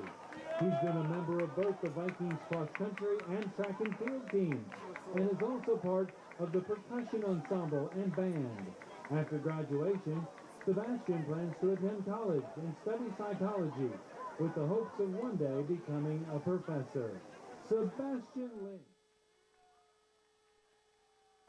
And congratulations to all the Vikings seniors. All right, we're going to take a break, and when we come back, we'll be heading out to the halftime update show with Richard Holdridge, presented by the Beck Center. You're watching Vikings football on Georgia, Alabama Sports Live. At Planet Fitness, there's strength in numbers. The number of different workouts to do. 1, 2, 3. Different clubs to do it in. Friends to do it with. Looking good, everybody. Yeah, we are. And the number of ways to recover from it all. You got this, come on. And it all adds up to one membership, the Planet Fitness Black Card. Access any location, bring a friend anytime, and recover in the Black Card Spa. One more, everybody. We're all strong on this planet. Planet Fitness.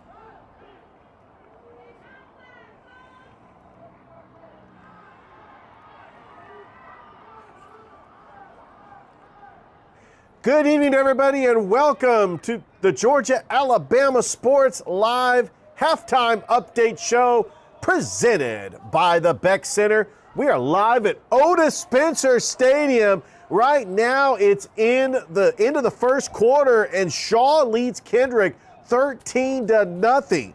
And earlier today, you were able to witness the first of incredible highlight as the first quarter just ended for Shaw Kendrick. As we witnessed, Spencer ended up defeating Columbus 28-0 and go to 5-4 on the season. Columbus falls to 7-2. Start of the second quarter, Shaw leads Kendrick 13-0. And then we also have the game that you're watching as the Pacelli Vikings on senior night lead Westfield School 15-10. Start of the third quarter, we got Brookstone leading Strong Rock 13-0 as Brookstone trying to battle back after losing to Westfield School on the road last week. Start of the third quarter between Stratford and Calvary. Calvary Christian Knights trying to snap a 4-game losing Jackets 75-0. We had the Sumter County Panthers. They defeated Hardaway 63-0. And then the Troup County Tigers, still undefeated. They defeated Spalding 48-14. They got their massive showdown with Sandy Creek next week. And so many games to get to right now. Shaw leading Kendrick 13-0 in the second quarter as Shaw is trying to make their season a little respectable. They play Jordan next week. Kendrick takes on Carver as Kendrick is trying to get to 5 wins and try to sneak in to a possible playoff spot. But we have had just an incredible night of games, a doubleheader here at Otis Spencer Stadium, and it has just been an incredible night. So what we're going to do is we're going to go ahead and take a quick commercial break. We come back, we're going to have more score updates for you right here on the Georgia Alabama Sports Live Halftime Update Show presented by the Beck Center.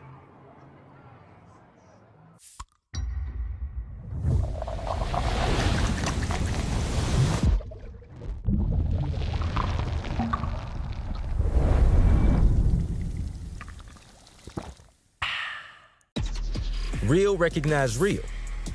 Real taste, unmistakably Sprite. Real refreshment, crisp lemon lime. Sprite, obey your thirst. For the big, for the small, the short, and the tall. Peacemakers, risk takers. For the optimists, pessimists, exhibitionists. For long distance love. For the farsighted, nearsighted. For introverts and extroverts.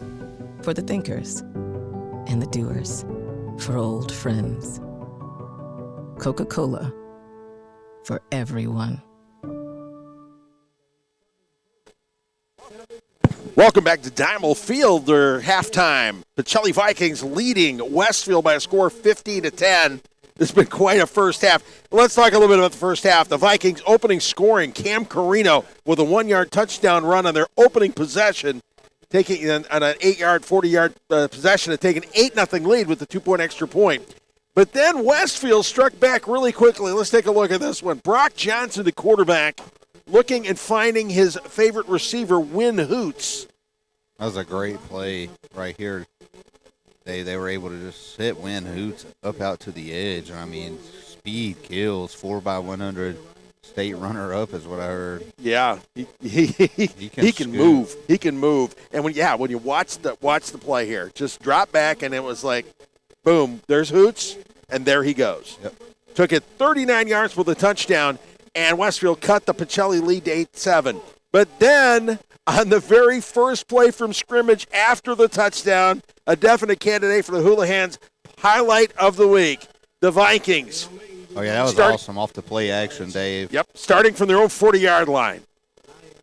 Beautiful. They set up the play action here, a little bit of a half boot by Sherman. And there's John Thompson.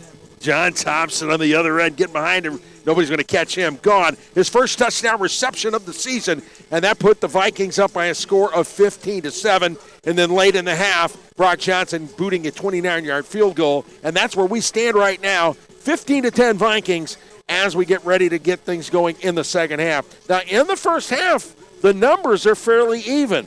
Vikings, 22 plays for 137 yards, the 60 of them, and then the one. The 61 yards really matter. Yeah. But Westfield was moving the ball as well. 25 plays, 157 yards. Yeah, they did. They've done a great job kind of adapting to Pacelli's pass rush and kind of scheming around it. I mean, they know they got such good speed with Hoots. They're able to kind of play quick and get them the ball without having to kind of let him get downfield. You just get the ball out in his hands and let him work with it in his possession.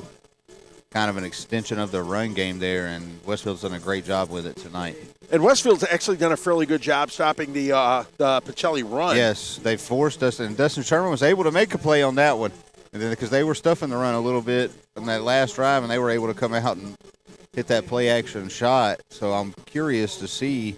And also Dustin Sherman was feeding Michael Rowe out on the edge a lot the first half. I'm curious to see if Pacelli wants to continue that trend. Michael Rowe, a big body, big target out there. See if they want to keep doing that. Yeah, and a big target. Once they get him, everybody figuring this one out. Yes, he could be a dangerous weapon with playoff time coming up next week. And of course, as was mentioned, the Vikings have a shot if they can pull off the W of maybe moving up to number 7 in the rankings. Now, at this point, they're pretty much guaranteed they're going to host a first-round game. The first-round game at this point would be against Calvary, but there's an opportunity to make it against Loganville Christian instead if they can move up to the number 7 slot. So we'll see how this one all plays out because, quite frankly, the numbers look like they're going to fall into place, but they got to take care of business here in the second half. A lot on the line in the second half tonight. And, of course, the middle 8, you've talked about that all season long. Yes. Westfield picked up 3 points in the middle 8, and they're going to take the opening kickoff here in the second half. They got a chance to take the whole thing kind of 10-point swing for this middle 8. All right, Sam Cudd's kickoff short, but got a blown dead for some reason. Yep, it was blown dead. I think the referees gave the okay on it. I think they're giving offsides to Pacelli. They may take them back. I'm not sure. Yep, looks like it. Because it looks like Cudd is trying his best not to kick it toward Win Hoots. I wonder why. Hoots he's already established himself as dangerous. They didn't move anybody back. I think they had some kind of clock malfunction or something. Side judge gave the signal up to the booth here. Okay, whatever it is, Sam Cudd finally lined it up, getting ready to kick it the second time. And there's the kick. It's short to about the 20-yard line. Looks like it's taken by Hare. Straight up field. No juking, just run him over. A big run there, taking it all the way inside past the 40. Bounced off a couple tacklers right here, Dave. Yeah. Got in there. Yep. Able to just keep churning those legs. Yeah. Westfield, great starting field position. Yep, they'll start on their own 43-yard line. That's a good kick return. Pacelli's had some issues with the kickoff in this ball game here. All right, so Westfield getting things started. They'll be on their own 42 as we begin the third quarter. Brock Johnson at quarterback, Jackson Hare lining up alongside him in the backfield. The give is to Hare. Hare up the middle. And he picks up a few yards on that one. They are pushing the pile on Liam Lurch. Strong run there. Watch his leg drive here. He just keeps driving, turning those legs. Pick up a few more out of it. Yeah, pick up a 4 on that one. The ball now on the 46-yard line. 2nd and 6 for the Hornets.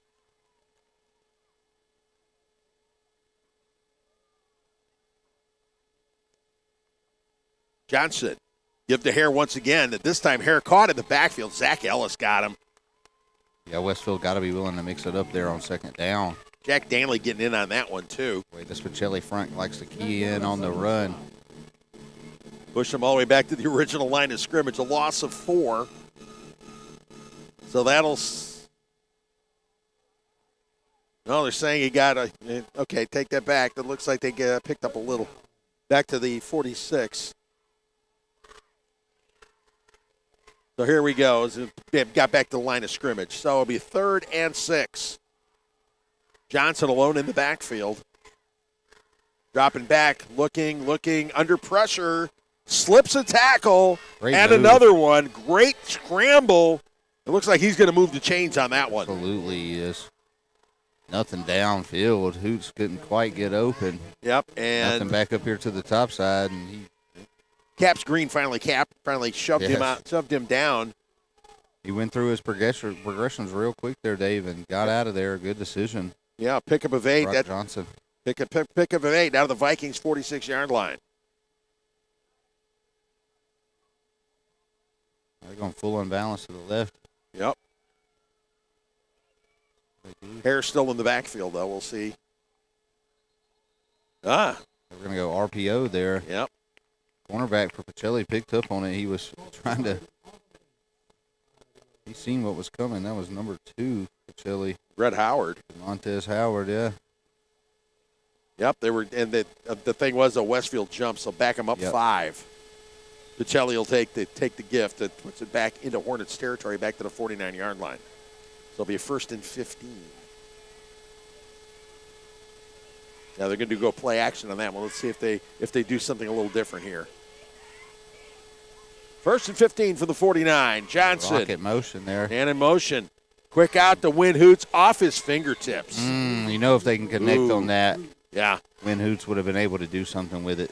But Brock Johnson, you got to drop that in the bucket there. Yep, nothing doing on that one. They'll set up a 2nd and 15. Chad Campbell. Seeing what he can dig up here. Like I said, both teams have opened up the playbook today. No reason not to. That's the end of the season. You got nothing left to hide. You got to put it all out. Yep. I mean, what do you save it for? I mean, playoff week starts next week. Make sure you got it going. Man in motion. Johnson dropping back, looking. Right side. Ball was tipped. It was tipped. Still able to be caught, though. But Sheldon Benton still comes up with it. Pretty big gain there, too, now. Very good pocket awareness by Brock Johnson also. Yep. Breaking tackles, too. Almost. Caps Green looked like he almost, Jason Davis looked like he almost, John Thompson almost looked like he stripped it. Nothing doing. All the way down to the 25-yard line. A pickup of 26 on the play. 1st and 10 for the Hornets on the 25. Pacelli with a 5-point lead here early in the 3rd quarter. Man in motion. Johnson, give to Hare. Hare, left side, finds a hole, picking up some yardage. Decent vision by Hare there, able to cut it back in. Found a little bit of a lane there. Yeah, he did. Zach Ellis, one of the guys in on the tackle. Pick up a 5, ball on the 20, so it'd be a 2nd and 5. 2nd and a short 5.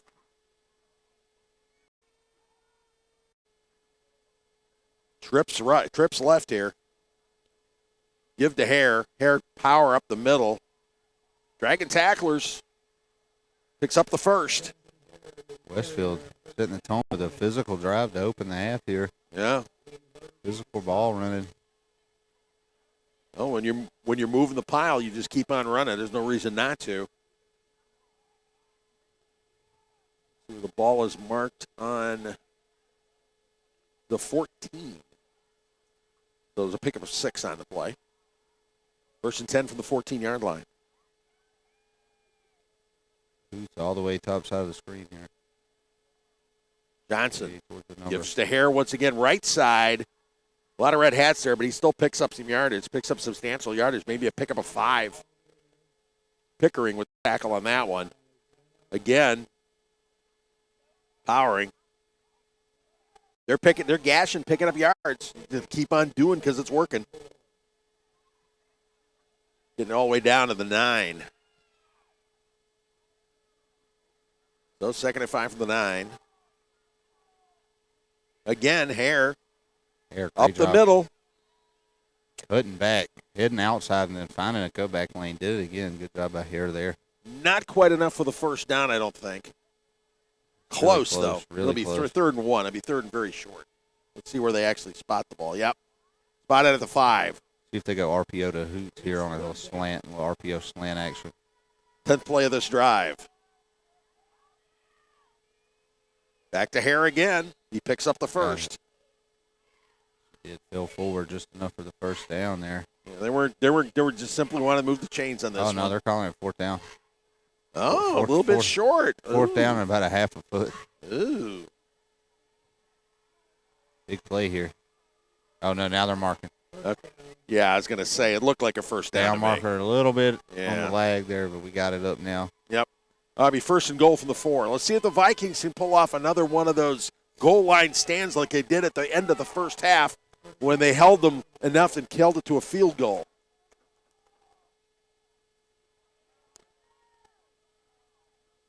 Again, 10th play of this drive. Give to Hare, left side. Uriah Mazik keeps him out of the end zone. Looks like Hare's shaken up a little bit. It's another very physical tackle by Mazik. Down in the 1. Maybe the 2. We'll have to see if they're right. Look, yeah, they marked it on the 2. Pickup of 2, so it'll be 2nd and goal from the 2. Hare grabbing at that hamstring. He's going to head off to the sideline. Yeah.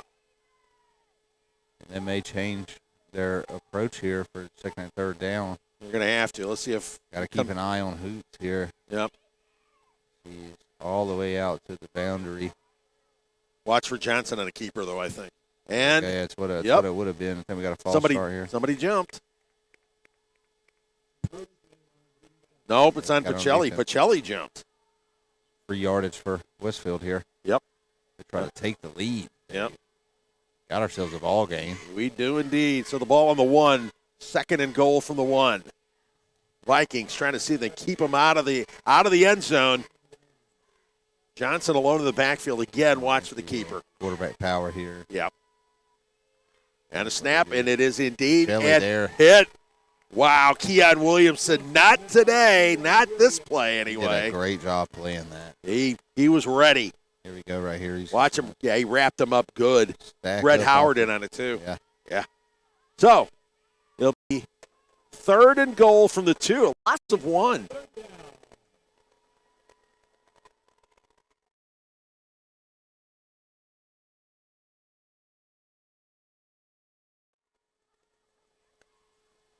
Out of the wild. Was it a wildcat up? That was Johnson just sneaking on in. Yep. Brock Johnson from 2 yards out, taking it to his left, finding that seam and cutting back inside. Touchdown for Westfield. Well, if you're Westfield here, I'd assume they are going to leave the offense on and try to make it a 3-point game here. I would think so. 4:40 remaining here in the 3rd quarter. That means you got 1 play. I don't know what they think their best 2-point play is, but I'm telling you, it should be involving Hoots. I would think so, but it could be Johnson again on the keeper on the power because the power run has worked for them. They could go backside off of that. Dave could have kind of counter off of that. Vikings trying to keep it down to a 1-point deficit. Big play here. And Hoots across. Hoots rolling to his right, looking, throwing in the end zone. Batted down by Uriah Mazik. Uriah Mazik coming up big. And that's usually what you want to do for your 2-point attempt. I mean, you got a little bit of a short levels concept. Roll your quarterback out where you can kind of get a clear picture. But Pacelli with great defense and another batted ball. Doing it again. That's a 3rd batted pass tonight, at least the 3rd batted pass. Possibly the most important one of the night because a 3-point game and a 1-point game are 2 different animals entirely. So, Westfield with a 12-play, 58-yard drive capped by a Brock Johnson 2-yard touchdown run. But the Vikings special teams defense type, Uriah Mazik coming up with the batted pass on the extra point attempt. So the Vikings trailing just 16-15 here. 4:40 remaining in the 3rd quarter. This thing is anybody's ball game now. And remember, the Alex Quinney Allstate Good Hands Player of the Game award will be awarded. I wonder who it's going to be. We're going to find out. It's going to take the next 16 minutes or so to figure that one out. All right, Brock Johnson getting ready to kick things off.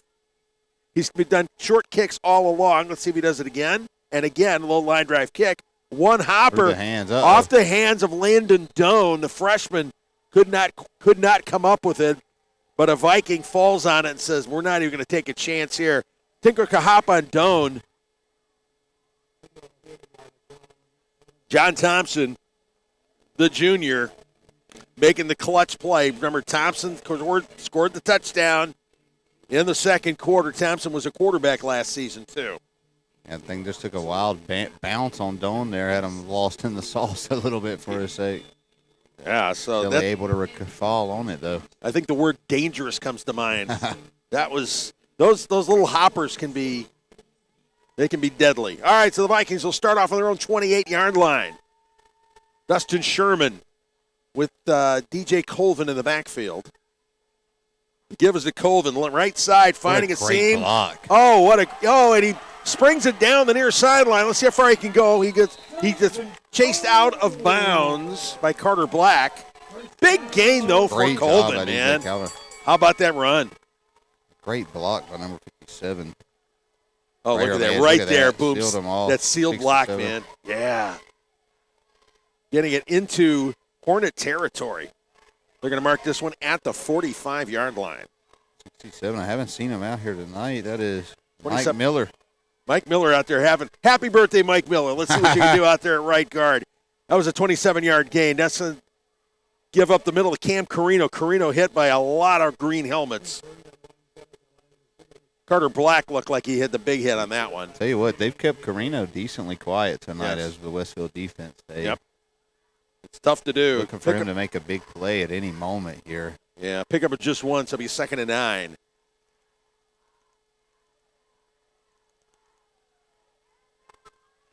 Second and 9 on the Hornet 44-yard line. Got Michael Rowe on the very edge outside of this trip set right here. Yeah, twins left, too. Naked backfield. It's all Sherman. They're going to tunnel him up. Quick. Chase out of the pocket of McGahee, but downfield, that's Jason Davis. Touchdown, Vikings! That was all by design, Dave. They set Michael Rowe up for the tunnel screen, or what Westfield thought was going to be a tunnel screen. Eyes froze on Michael Rowe here in the backfield. Jason Davis able to just bust wide open right here. And it was a great throw by Sherman because he was under fire. And Sherman drops it in. Sammy McGahee was in his face. He still comes up with the play. The line really had to sell the screenplay, so there was a little bit of a free access there to Sherman. But they were able to make the play, man. What a great job. Great play call by Pacelli there. Another one of them short plays, a three-play drive. Right here we go, one more time. They're going to set Rowe up for the tunnel is what they're looking to do. Yep, and then boom, downfield. Sherman able to scoot up in the pocket, just drop a dime. They're going for two now. Sherman dropping back, looking into the corner of the end zone, overthrow. Meant for Davis. Sherman throwing there, but he had Michael Rose coming open under the goalpost there. Nonetheless. No go on the extra point. But the big play. Dustin Sherman and Jason Davis. A 44-yard touchdown, and the Vikings have retaken the lead 21-16. That was huge. Talk about taking back the momentum there. Yeah, that was just great play design there by the Pacelli staff and executed great by Sherman and company. Well, a lot of how you respond to footballs and get punched in the mouth. How do you respond? Sherman 2 touchdown passes tonight. We ain't seen that. I don't think we've seen him do that all year, Dave, to my knowledge. Nope. He's looked good tonight. It's his best game of the season, no question about it. So now let's see what the Hornets do. They got punched in the mouth. Let's see how the Hornets respond. Because this is a team, the Hornets are a team that have state title dreams in 3A. Sherman burning through. I don't know if Sherman ever came through Columbus, but he's burning Midtown down right now on his way. For sure. Yeah, he went through Atlanta. That Sherman went through Atlanta. This Sherman is going through the Westfield Hornets tonight. All right, so here we go. Sam Cudd getting ready to kick things off. There have been no real high booming kicks today. Everybody's been kicking short kicks, trying to keep it out of the hands of the dangerous returners. Here's Cudd's kick. A short pop-up to about the 27-yard line. That one was taken by Benton. Good job by Benton staying alive. Staying alive, making a big run.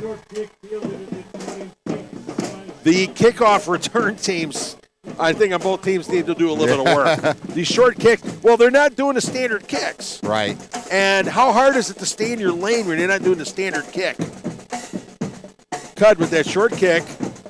And there's Sheldon Benton grabbing it at the 27. Yes. And then he cuts across field, doing some side, going a little east-west here, getting past Pickering. Finally brought down there. So Westfield will start on their own 45-yard line.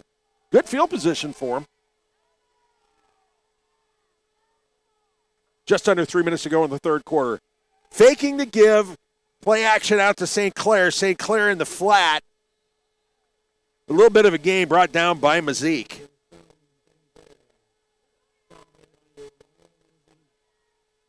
Good blocking out there by the wide receivers of the Hornets to set that play up nicely. Pick up 6. That puts the ball in Pacelli territory on the 49-yard line. That one is a give to Drew Keller. Keller hit big time there. You got Keon Williams in the middle of that. Lurch in the middle of that one. Pickering, it looked like, was in there too. Lots of red hats on it. Damian Hill in the mix too. 4 guys on him. Wasn't much going on in that. No gain. They'll make it a 3rd and 4 from the 49. Big play here. Trips left here. The man in Keller in motion. Keller in the flat was like the safety valve, and he drops it. Ouch. Yeah, they were setting him up to the number side. 3 blockers would have been out there on the perimeter for him. Yep. Couldn't haul it in. It was a good call. It was a good play call because they had the guys blocking pretty good. So that set up 4th down and 4 on the Pacelli 49. And they're bringing in St. Clair to kick. St. Clair has punted really well tonight. Remember, he had that punt. They got down to the 1. They kind of set things up for Westfield's touchdown in the first half. Thompson deep. St. Clair getting it away. Lots of air out of this one. Really good kick. They're going to let this thing roll, and look at that roll. It just fetches up right there around the 10-yard line, around the 5. And that one downed. That was down by James Moore, the freshman. Pacelli with a chance to add on to this lead here late in the 3rd. Yeah. Assuming they're going to be trying to burn some clock away. This might be Cam Carino, DJ Colvin time right here today. Yeah. Look at this punt. I mean, St. Clair is good. You know the Hornets are really glad that he is back. I mean, he got injured his collarbone second week. He's had 2 inside the 5 tonight. Yeah. One at the 1. Yeah. I mean, that's his 3rd inside the 20 for the season. I don't know if they're doing inside the 10. That first one may have been inside the 10 also, so who knows. All right, 1st and 10 for the Vikings on their own 6-yard line. In the shadow of their own goalposts. Let's see what happens here. Sherman gives it to, that's Colvin. Colvin right side. Doesn't get a whole lot. I'm out of pile there, just trying to get the edge. Yeah, Jack Doster in the middle of that one. Westfield did a good job pursuing him. Yep, no gain on that one, so it'll be a 2nd down and 10 from their own 6-yard line. Got to be careful here. There's a lot of real estate they got to cover if they want to put something else on the board. Colvin again in the backfield joining Sherman. The snap to give to Colvin. Colvin up the middle. Not trying to be fancy. You're just trying to be effective. Picks up about 4. Just getting what he could there. Yeah. No, they're good at that. Remember, the Vikings running backs have got great vision and, great fundamentals. That'll set up a 3rd and 6. 3rd and 6 on their own 10-yard line. On their own 9, 3rd and 7 from the 9. Carino in the backfield. You got 3 receivers lined up in a stack on the right. Sherman looks like he's going to throw, pulls it back down. Under duress, Sherman couldn't find anybody downfield there. Yeah, there just wasn't anybody. They were covered. Sherman picks up a couple of yards. Picked up about 3 on that one. Better than nothing. But that will wrap up the 3rd quarter here. The Pacelli Vikings and Westfield locked up in a good one. Wow, this 4th quarter ought to be great. Don't go anywhere. You're watching Vikings football on Georgia Alabama Sports Live. It's a great day for a new Chevrolet from Glenn Smith and Opelika. Hit the road in a rugged new full-size Chevy Silverado with discounts up to $12,250 off MSRP. New Chevy Traverse, the spacious and comfortable ride with affordable pricing. Now with discounts up to $4,000 off MSRP. People from all over the USA are coming to Glenn Smith Chevrolet. Get ready to drive and get ready to smile. All right, back at Diamond Field, fourth quarter. Hey, Kinetic Credit Union, proud to champion our local student athletes. We're excited to welcome them as a presenting sponsor of Georgia-Alabama Sports Live, supporting high school sports in the communities that make them great. All right, the Pacelli Vikings, it's a fourth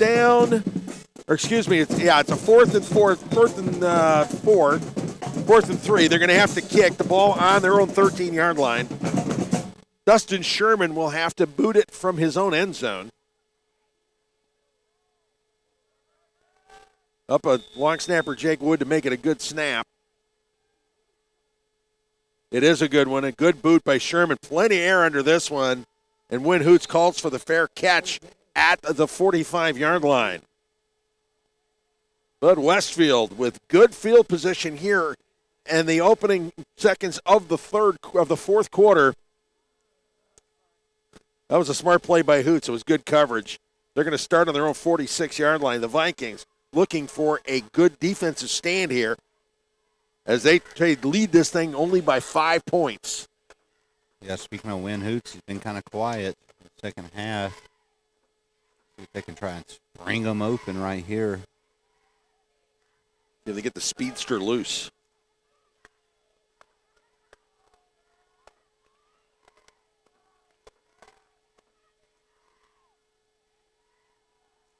Yeah, Jackson Hare not of the game. He got shaken up pretty good, apparently. Drew Keller is back there now. In this case, Johnson and a keeper trying to find some room, and he does. Picks up about 6 yards on the play. Good scramble.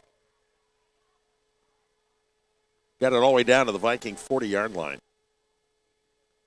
If you watch him here, somebody was out of position. You saw him waving around. He looked like he was supposed to give it to, I don't know if that was a design play or not. Here we go, 2nd and 4 from the 40. Keller again in the backfield with Johnson. This time the give is to Keller. He looked like he was going to pull it back, but that wasn't going anywhere. Zach Ellison on it along with Liam Lurch. Shelley, very disciplined with the read option here. Absolutely. No gain in the play. That sets up a 3rd and 4. One more time, except this is 4-down territory, you think?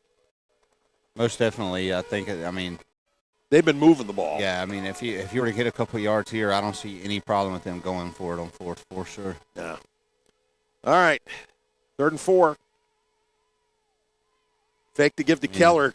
Play action out in the flat to Hoots. Red Howard's got a hold of him. All those red helmets around Hoots. They did a great job pursuing to the football there, just flying around. Yeah, DeMontez Howard got to him right away, and Red stopping the play cold. Pickup of 1. So. 4th down. 4th and 3. What do you do? What do you do? Call a timeout. That's what you do. You call a timeout. So let us take a timeout as well. You're watching Vikings football on Georgia-Alabama Sports Live. Even though I'm away at college, Kinetic Credit Union is still the best way for me to stay connected here and at home. With the Kinetic mobile app, I have control of my accounts wherever I go. I can easily transfer money between internal and external accounts, get money faster by setting up recurring transfers, and I can find the nearest ATM or branch right from my phone. Plus, I can add my Kinetic cards to my phone's digital wallet and enjoy quick, secure, contactless payments. By the way, Mom, I need some more money. Kinetic Credit Union, the energy for your dreams. Hey, tonight's coverage brought to you by the Houston Clinic, a presenting sponsor on Georgia-Alabama Sports Live. World-class orthopedic care right here at home. And do not forget, for the ultimate wrap-up of Georgia high school football, do not miss the GIAA High School Scoreboard Show presented by the Beck Center. Richard Holdridge, Trip Barringer will get you caught up on all the action from every corner of the state live tonight on the GIAA Facebook page and GIAA.TV. All right, here we go, 4th and 3. Hornets going to go for it here. Play of the game right here, Dave. Right, this is big. Johnson with Keller in the backfield. Fakes the give, rolls to his right, under pressure. He slips away from the tackle from Uriah Mazik, but not everybody. Liam Lurch finishing it off. Uriah's happy. He slowed him down and let the big dude finish the job. The Vikings coming up huge on 4th and 3. Vikings pass rush been getting after it all night, and they get a big reward there. And all those red hats between Uriah Mazik and Liam Lurch, this defense has been excellent. So the Vikings taking over on downs. With 10:04 remaining here in the fourth quarter, the Vikings up by a score of 21-16. They open this drive on their own 45-yard line.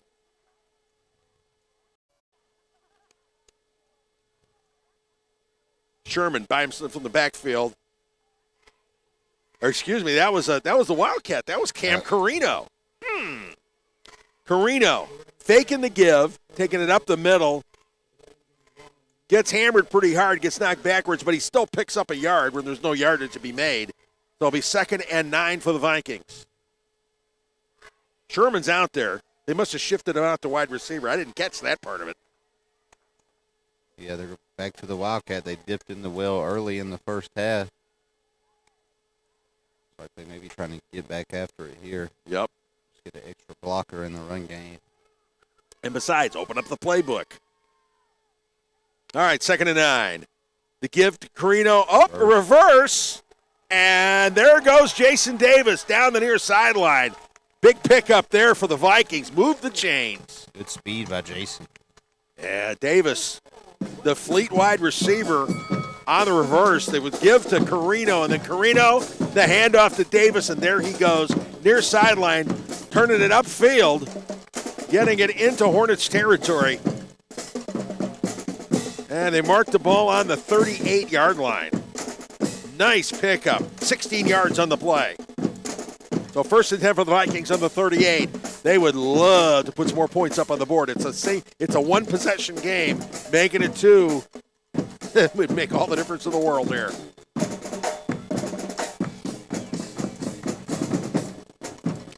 Colvin, left side. A lot of guys on him. He's dragging people downfield. Colvin, a good power run here. Picks up a couple where there were no yards to be made. Be 2nd and 8 from the 36 for the Vikings. The clock is on their side right now. Just grind it out. Yeah, these two backs for Pacelli just run with relentless effort. All right, let's send in a different play. Tim Gillespie sending something in. Sherman looking to the sideline. Shifting the formation just a little bit. Colvin drops back. Now there's questions. They're going to be calling a timeout here, or are they going to go? They go. Quick out to Rowe. Near sideline. Great job by Rowe, and there they go, hitting them on the little swing screen again. Yep. And move the chains. 1st down. Let's see where they mark him out of bounds. They marked him out of bounds at the 27. Pick up a 9 on that one. So 1st and 10 from the 27 for the Vikings. Marching downfield. Trying to extend their 5-point lead. Colvin in the backfield with Sherman. And to give to DJ. DJ up the middle. Powering. Moving the pile. He got about half of that one there. Put him about 2nd and a medium. Yeah. Again, didn't look like there was anything to be had.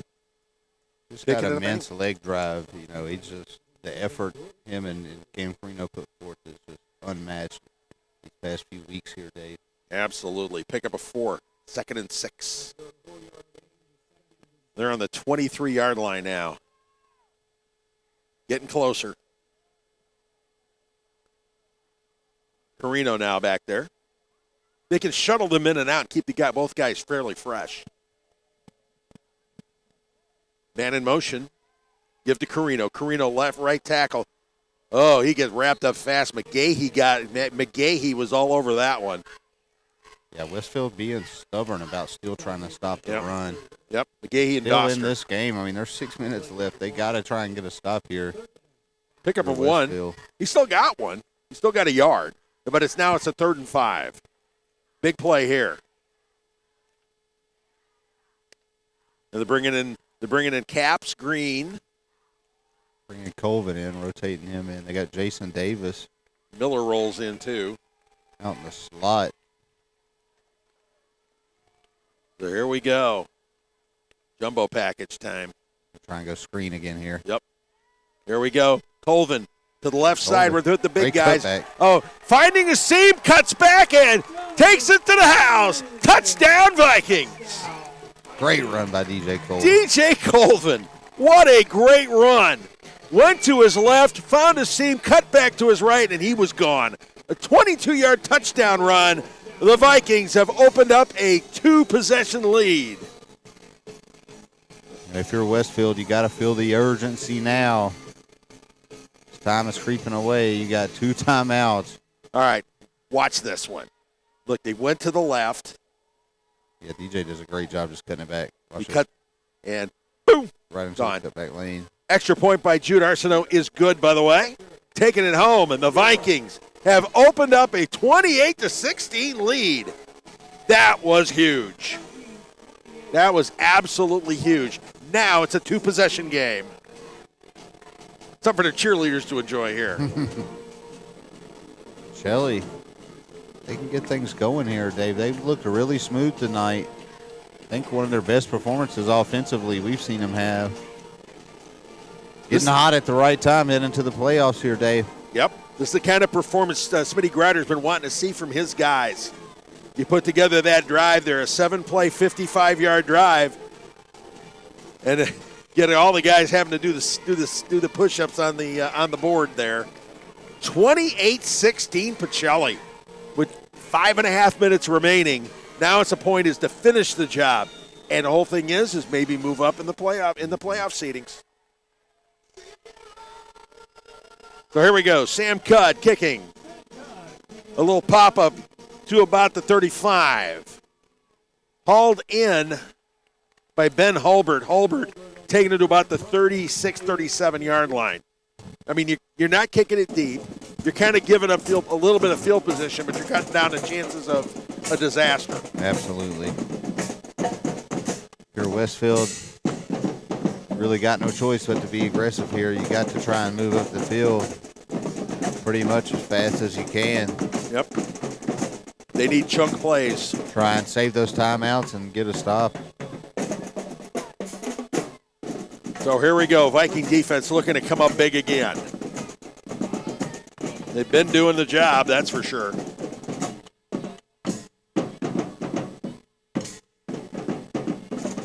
Johnson rolling to his right, looking downfield, throwing. Did that might have got slightly deflected there? I think so. I thought that Mazik maybe got his hands on that. It definitely went through him. Whether it touched him or not is a different story. It was but close. He affected the play, that's for sure. He's grabbing his ribs a little bit there, but we'll see. You know, He's probably just hungry, Dave. He's been burning a lot of calories out there. He has been. He's been chasing around successfully all night long. All right, Johnson. Man in motion. That's St. Clair. Fakes the give to St. Clair. Down the middle. Overthrows. You're looking for Hulbert, but they're trying to find something downfield is Brock Johnson, but they're nowhere near it. He can't quite connect. Yeah. So far, we've seen two Houlihan highlight of the week candidates there. Yes. That run by Colvin definitely has got to be in the hopper as a maybe too. But with Davis, the passes to Davis and Thompson, Vikings offenses look great tonight. I mean, Dustin Sherman, heck of a game tonight, Dave. Senior coming into his own tonight. So here we go. 3rd and 10 from the 35-yard line. Johnson with Keller in the backfield. Man in motion, St. Clair. Johnson rolling to his right, looking downfield, throwing. Oh, tough drop for Hoots. Yeah, meant for My Hoots. Goodness. Ooh. That would have converted it right there at the 50. Wow. Would have been a gain of 15. He couldn't squeeze it. Nope.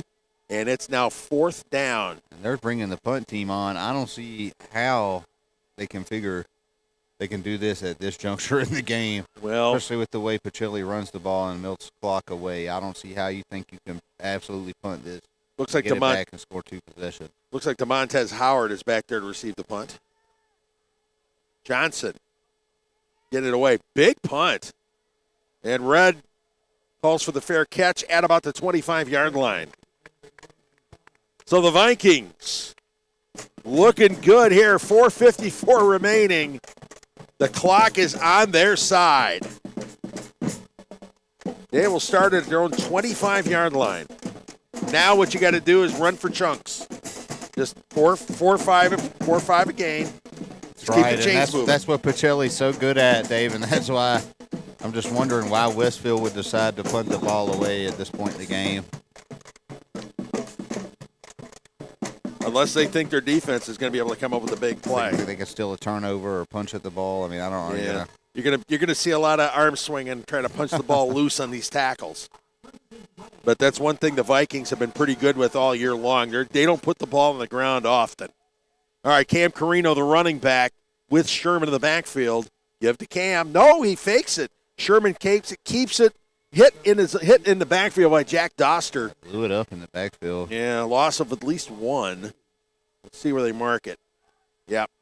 Pacelli in no hurry to run another play. I mean, they're going to take their time here. 32, 31, 30 on the play clock. You're 4:34. The snap will probably come at about the 4:10 mark, maybe 4:05. Take a breath. Relax. Westfield got to be careful not to sell out too hard, though. He can go over the top to Michael Rowe on a little pop pass. All right. There's 10 on the play clock. Man in motion.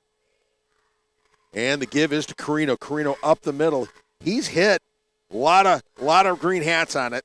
Westfield taking pride in bottling Cam Carino up tonight. Yeah, they've done a good job. Nobody's been able to do it all season long. I mean, they're just going right up the middle. There's no finesse in that one. 4:01 remaining. Westfield taking a timeout. The Pacelli Vikings trying to put this one away. You are watching Vikings football on Georgia-Alabama Sports Live.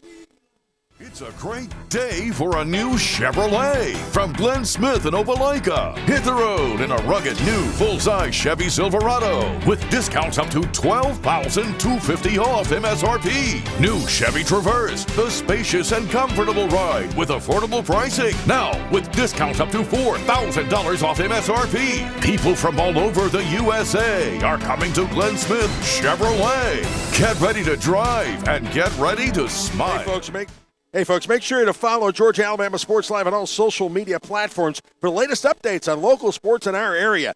Do not miss a game. Subscribe to all our pages today. And, hey, the Alex Quinney All-State Good Hands Player of the Game will be handed out fairly soon. Let's see what we do with this one. Here we go. Let's see what we do with this. 3rd and 9. Sherman back to pass under pressure. Kind of goes over the middle. Yeah, he incomplete. had to get rid of it there, just trying to avoid the sack. Yeah, he didn't have a choice. He had to just let that thing go. He just get it done. The only problem with that is the clock stops at 3:55 on that. He didn't want to take a sack, Dave, and put the punter in a bad spot because turns out he's the punter. Yeah, exactly. So he was pretty careful about that. He knows better. I don't think he's yeah. So here we go. 4th down. Sherman to punt. Sherman's had a good night tonight punting. He has. It's looked good coming off of his foot. And that's a low line drive. That may work out, too, because that should take some nice rolls here. And it gets down inside the 40-yard line. So a decent punt by Sherman. 37 is where they're going to mark. Yeah. You want to do a little better than that, but it's not really awful. That wasn't going to get it returned. That was the worst one he's hit tonight by far. Yeah. Again, not horrible, but not great. So here we go, Westfield with 3:53 remaining, down by 2 possessions, a 2-possession game. The Vikings trying to stay in command of this one. Hornets will open up on their own 37-yard line. Brock Johnson trying to see if he can engineer a comeback here. Drew Keller in the backfield. Trying to give vertical. Yep, Johnson dropping back, under pressure, and down. Caps green on that one. Zach Ellis on that one. Fighting hard. I know. And Keon Williams was in the neighborhood. Mr. Williams' neighborhood there. Not as welcoming. No, as Mr. not at Rogers' all. neighborhood, huh? No, not at all. Dropped down on the 28, a loss of 9 yards. Big play though for the Vikings. I The don't know. clock, and the clock's moving. Mr. Rogers kind of creeped me out when I was a kid, Dave. All right, here we go. Johnson rolling to his right, again under pressure. On the run, Man. fires for Win Hoots almost had it. Would have been a great catch by Hoots. Hoots had to kind of dive a little bit for that one. Win Hoots. Incomplete. I know he wants to hoot and holler after these past couple drops. I know that. Yeah, good one. 3:10 now. Clock is stopped. 3rd and 19. Vikings defense looking to take care of business here.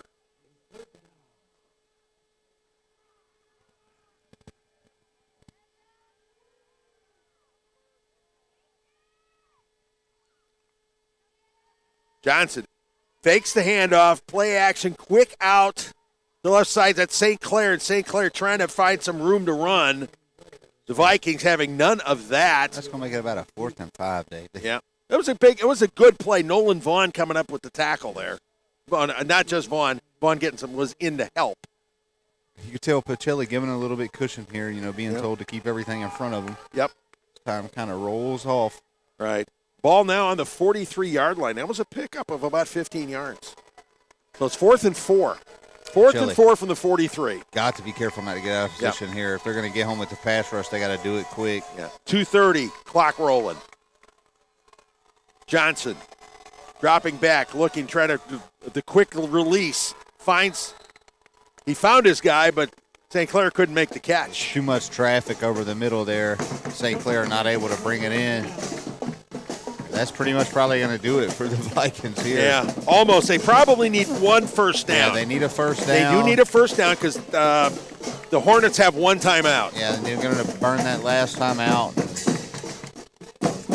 So the Vikings looking good, feeling pretty good here. Let's not do the good hands yet. Yes. I think I know who we got, but we're going to hold off on it just to make sure. So 2:20 left, 2:20 away.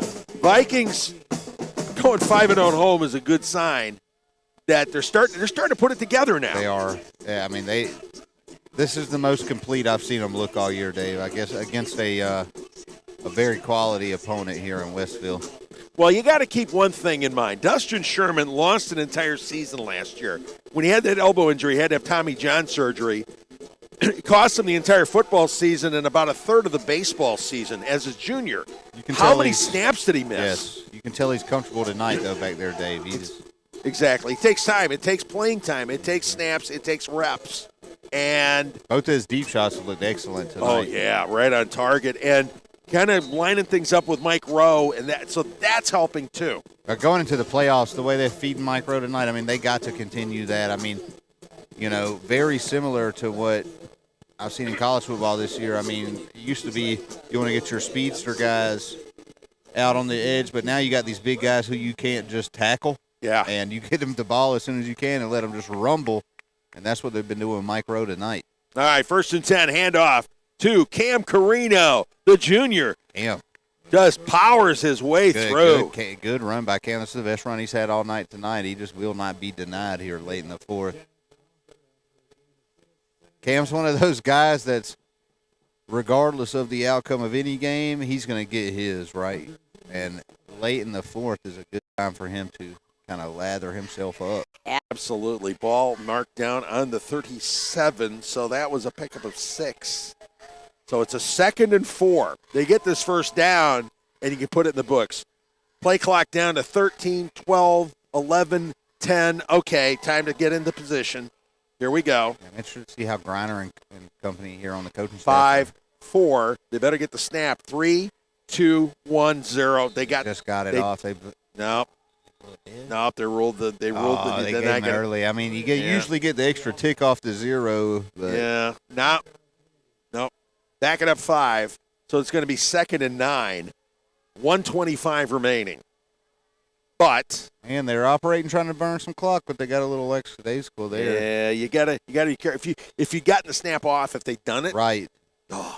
But so 1:25 left. So you do need to get the first. Okay, well, they're set up in that same set they threw the tunnel screen for a touchdown earlier. Yeah, this time, though, the give to Carino. Carino, nice hole there on the right side off tackle. Cam brought down on about the 37. So it's back to where they were.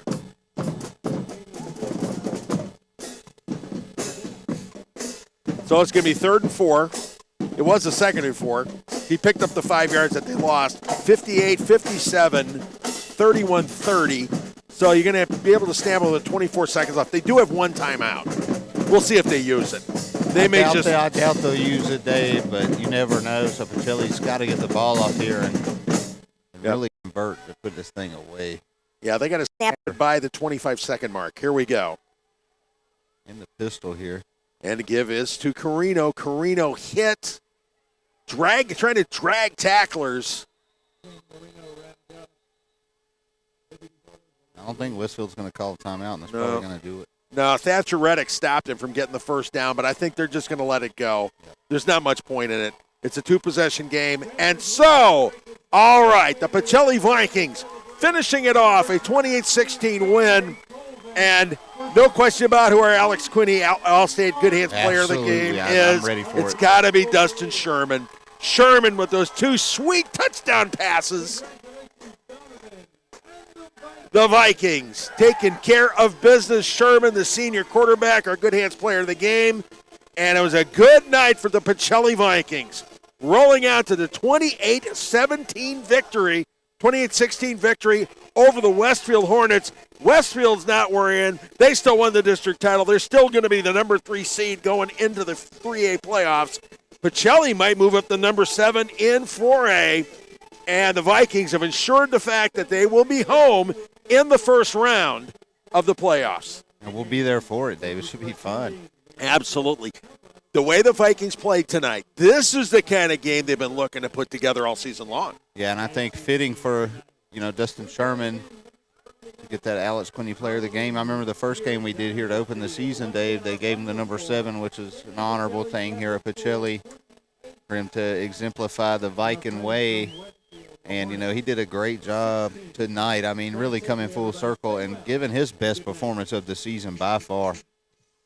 Absolutely, no question about it. So the Vikings picking up that big win to move to 5-5 on the regular season, setting themselves up for what maybe could be a playoff run if they keep playing it like this. This is what Smitty Grider wanted to see. This is what the Viking faithful wanted to see. This is what the Viking players wanted to see. So, the Pacelli Vikings coming up big, knocking off Westfield by a final score of 28-16. The playoffs await, and we will be there for it. And what a night we had tonight at Diamond Field. For Austin Allen and producer Brett Taylor, I'm Dave Plata. Thanks for watching Vikings football on Georgia, Alabama Sports Live.